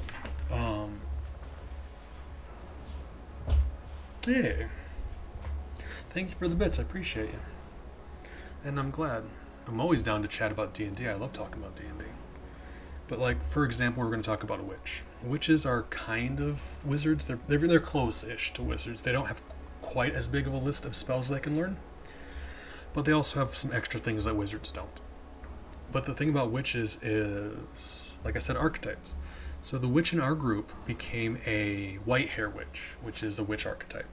So in addition to spell, witches learn hexes, which are unique to witches.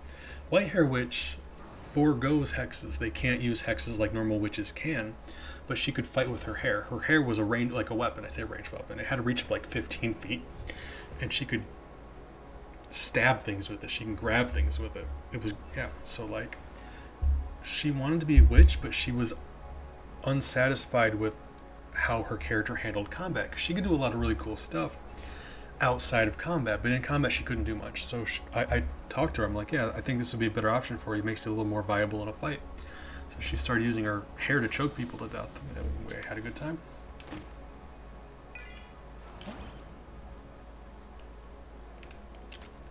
So there's just customization for, like, my god, in Pathfinder especially. There's dozens of classes. And thank you. And within that, there's archetypes. And like I said, there's there's such a ridiculous level of customization because wizards choose schools they specialize in. Clerics choose domains. Fighters have different fighting styles they choose. Just so many options, and that's before you go into archetypes to customize further. There's just, like, I would not be able to crunch the numbers to tell you how many different combinations of characters you can make. Like, that is even without even thinking about races, just exclusively combinations of classes. And they have to think each of those classes is each of the races. My god.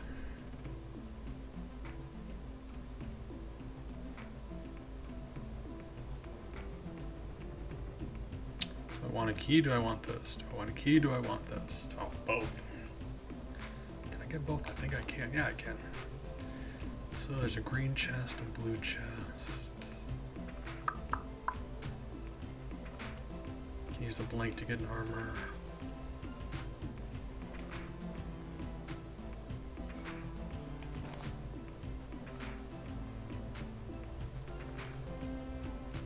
Yeah, let's do both. That does mean I'm going to go back and we're going to flip some tables though.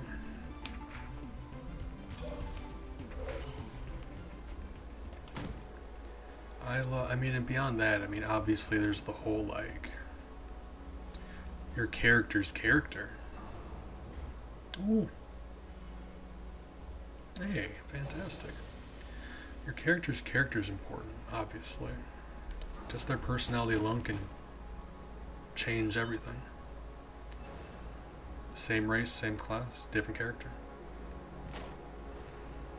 Little Boss Gaming. See, okay, so the thing about Little Boss Gaming. My family's yelling at me. I'll be right back. I owe you a compliment. Hold on. What's up?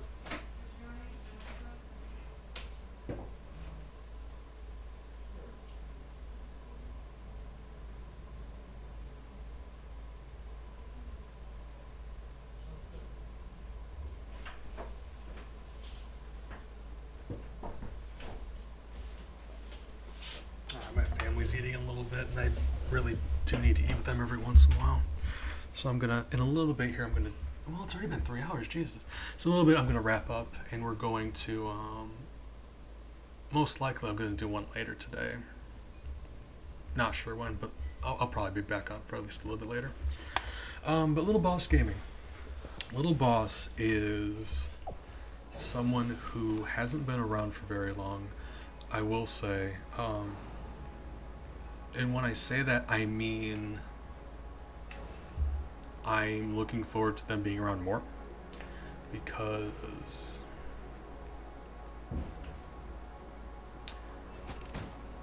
the more I chat with Little Boss, they're just good for conversation. You can chat with them about things, and it gets excited. Like, you talk about Gungeon, you talk about Dark Souls. It's good for conversation.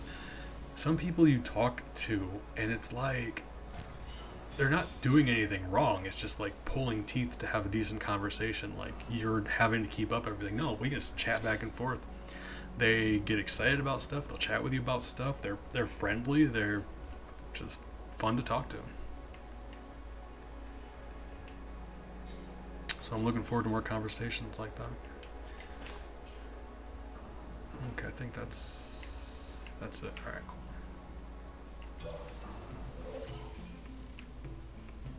Is my diorama synergizing with something? Shouldn't be.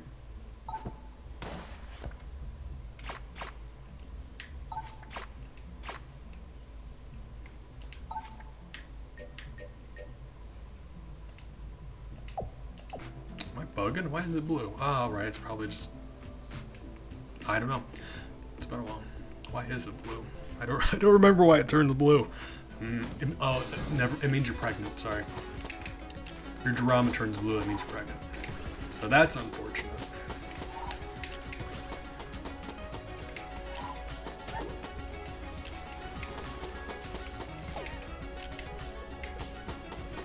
So I am going to wrap up here in a minute. Most likely going to play a little more tonight, but yeah, it's been 3 hours actually on the dot right now. Ouch. And I can do some more later. I have a meeting to try to spend more time with my family. I don't really get, well, we don't see eye to eye on many things, but, you know, spend time with your family every once in a while. They were nice enough to invite me to eat with them. And that's, you know, that's nice. That's not good of them to do.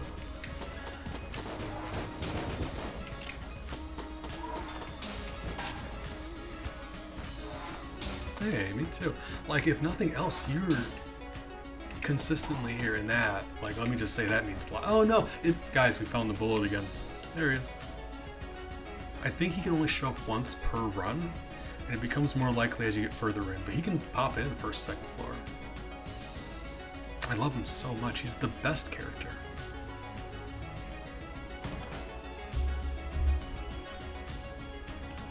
I mean, if we're being fair, that luck is also a thing in D&D. Like, luck's always a thing. It is. You're always gonna... You roll a 1, you got unlucky. Hurt. Something bad happens, usually. So even without that aspect, you could still fumble and mess up. But no, yeah, like Little Boss, I will say, beyond just the compliment, it really does mean a lot how often you're here. Like, I fire up a stream and consistently you've been around. And I don't think very highly of myself, and I'm always lonely. But you're rad and I appreciate your company.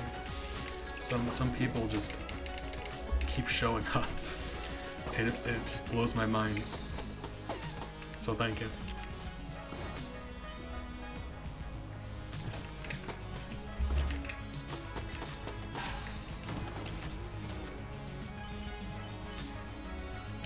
I mean, you say that, but you haven't seen my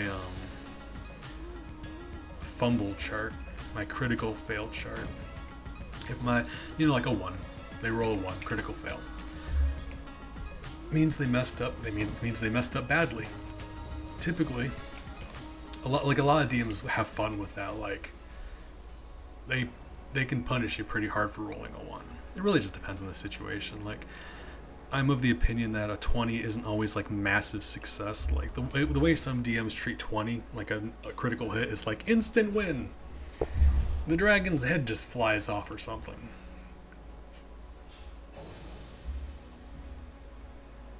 Like they eat some berries in the wood. You roll a 20, you found the cure to cancer somehow. They just, But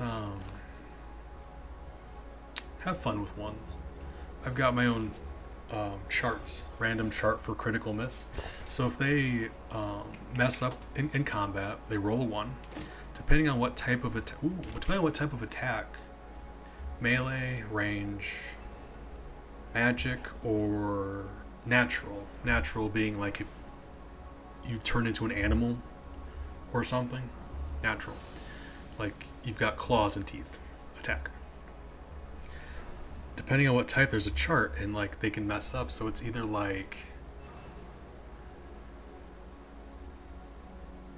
you go to draw your bow and the string snaps, or you stumble and all of the arrows fall out of your quiver. Just a little bit of randomness, and nothing catastrophic. I mean, if they get really unlucky, there's an option where like they'll sprain their wrist or something.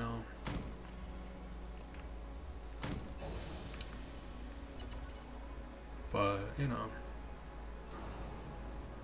a variety. Because a lot of things in D&D do come down to luck. The thing is, like, trying to influence that luck as much as possible. So if you're a player, there's always options for bad things to happen. But when you make smart decisions, it's less likely for bad things to happen. And that's really what it comes down to. If the dice decide you're dead, the dice decide you're dead. But you can make smart decisions, and that helps tremendously.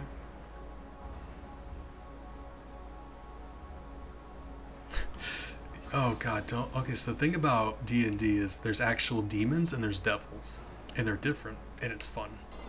So like,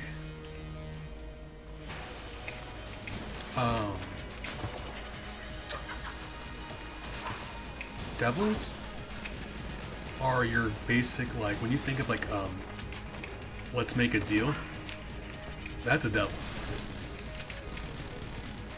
They are evil, but they're lawful evil. They've got a certain set of rules. They'll keep their word, but you didn't read the fine print kind of thing.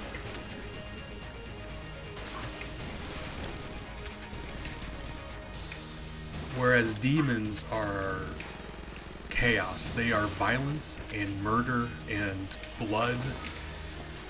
So like, the analogy most people use is devils are Nazis. They're very evil. They're well organized. They've got a structure. Like they've got a command. They're very organized. Very evil. They're more like evil tyrants. They're evil. They rule with an iron fist. They're very ordered, like slavery kind of thing. Whereas demons are serial killers. They want to kill and destroy, and that's what they care about.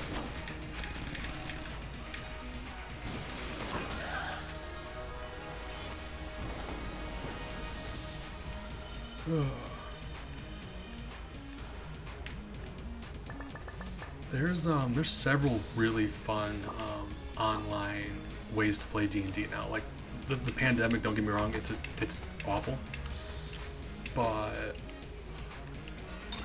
this has created a time where a lot of people can play games online with people. Like, online gaming has never been better. Like for me, who I'm never able to leave my home, can't drive, and I'm in the middle of nowhere. I can't interact with people in person. So the D&D boom online has been a blessing for me.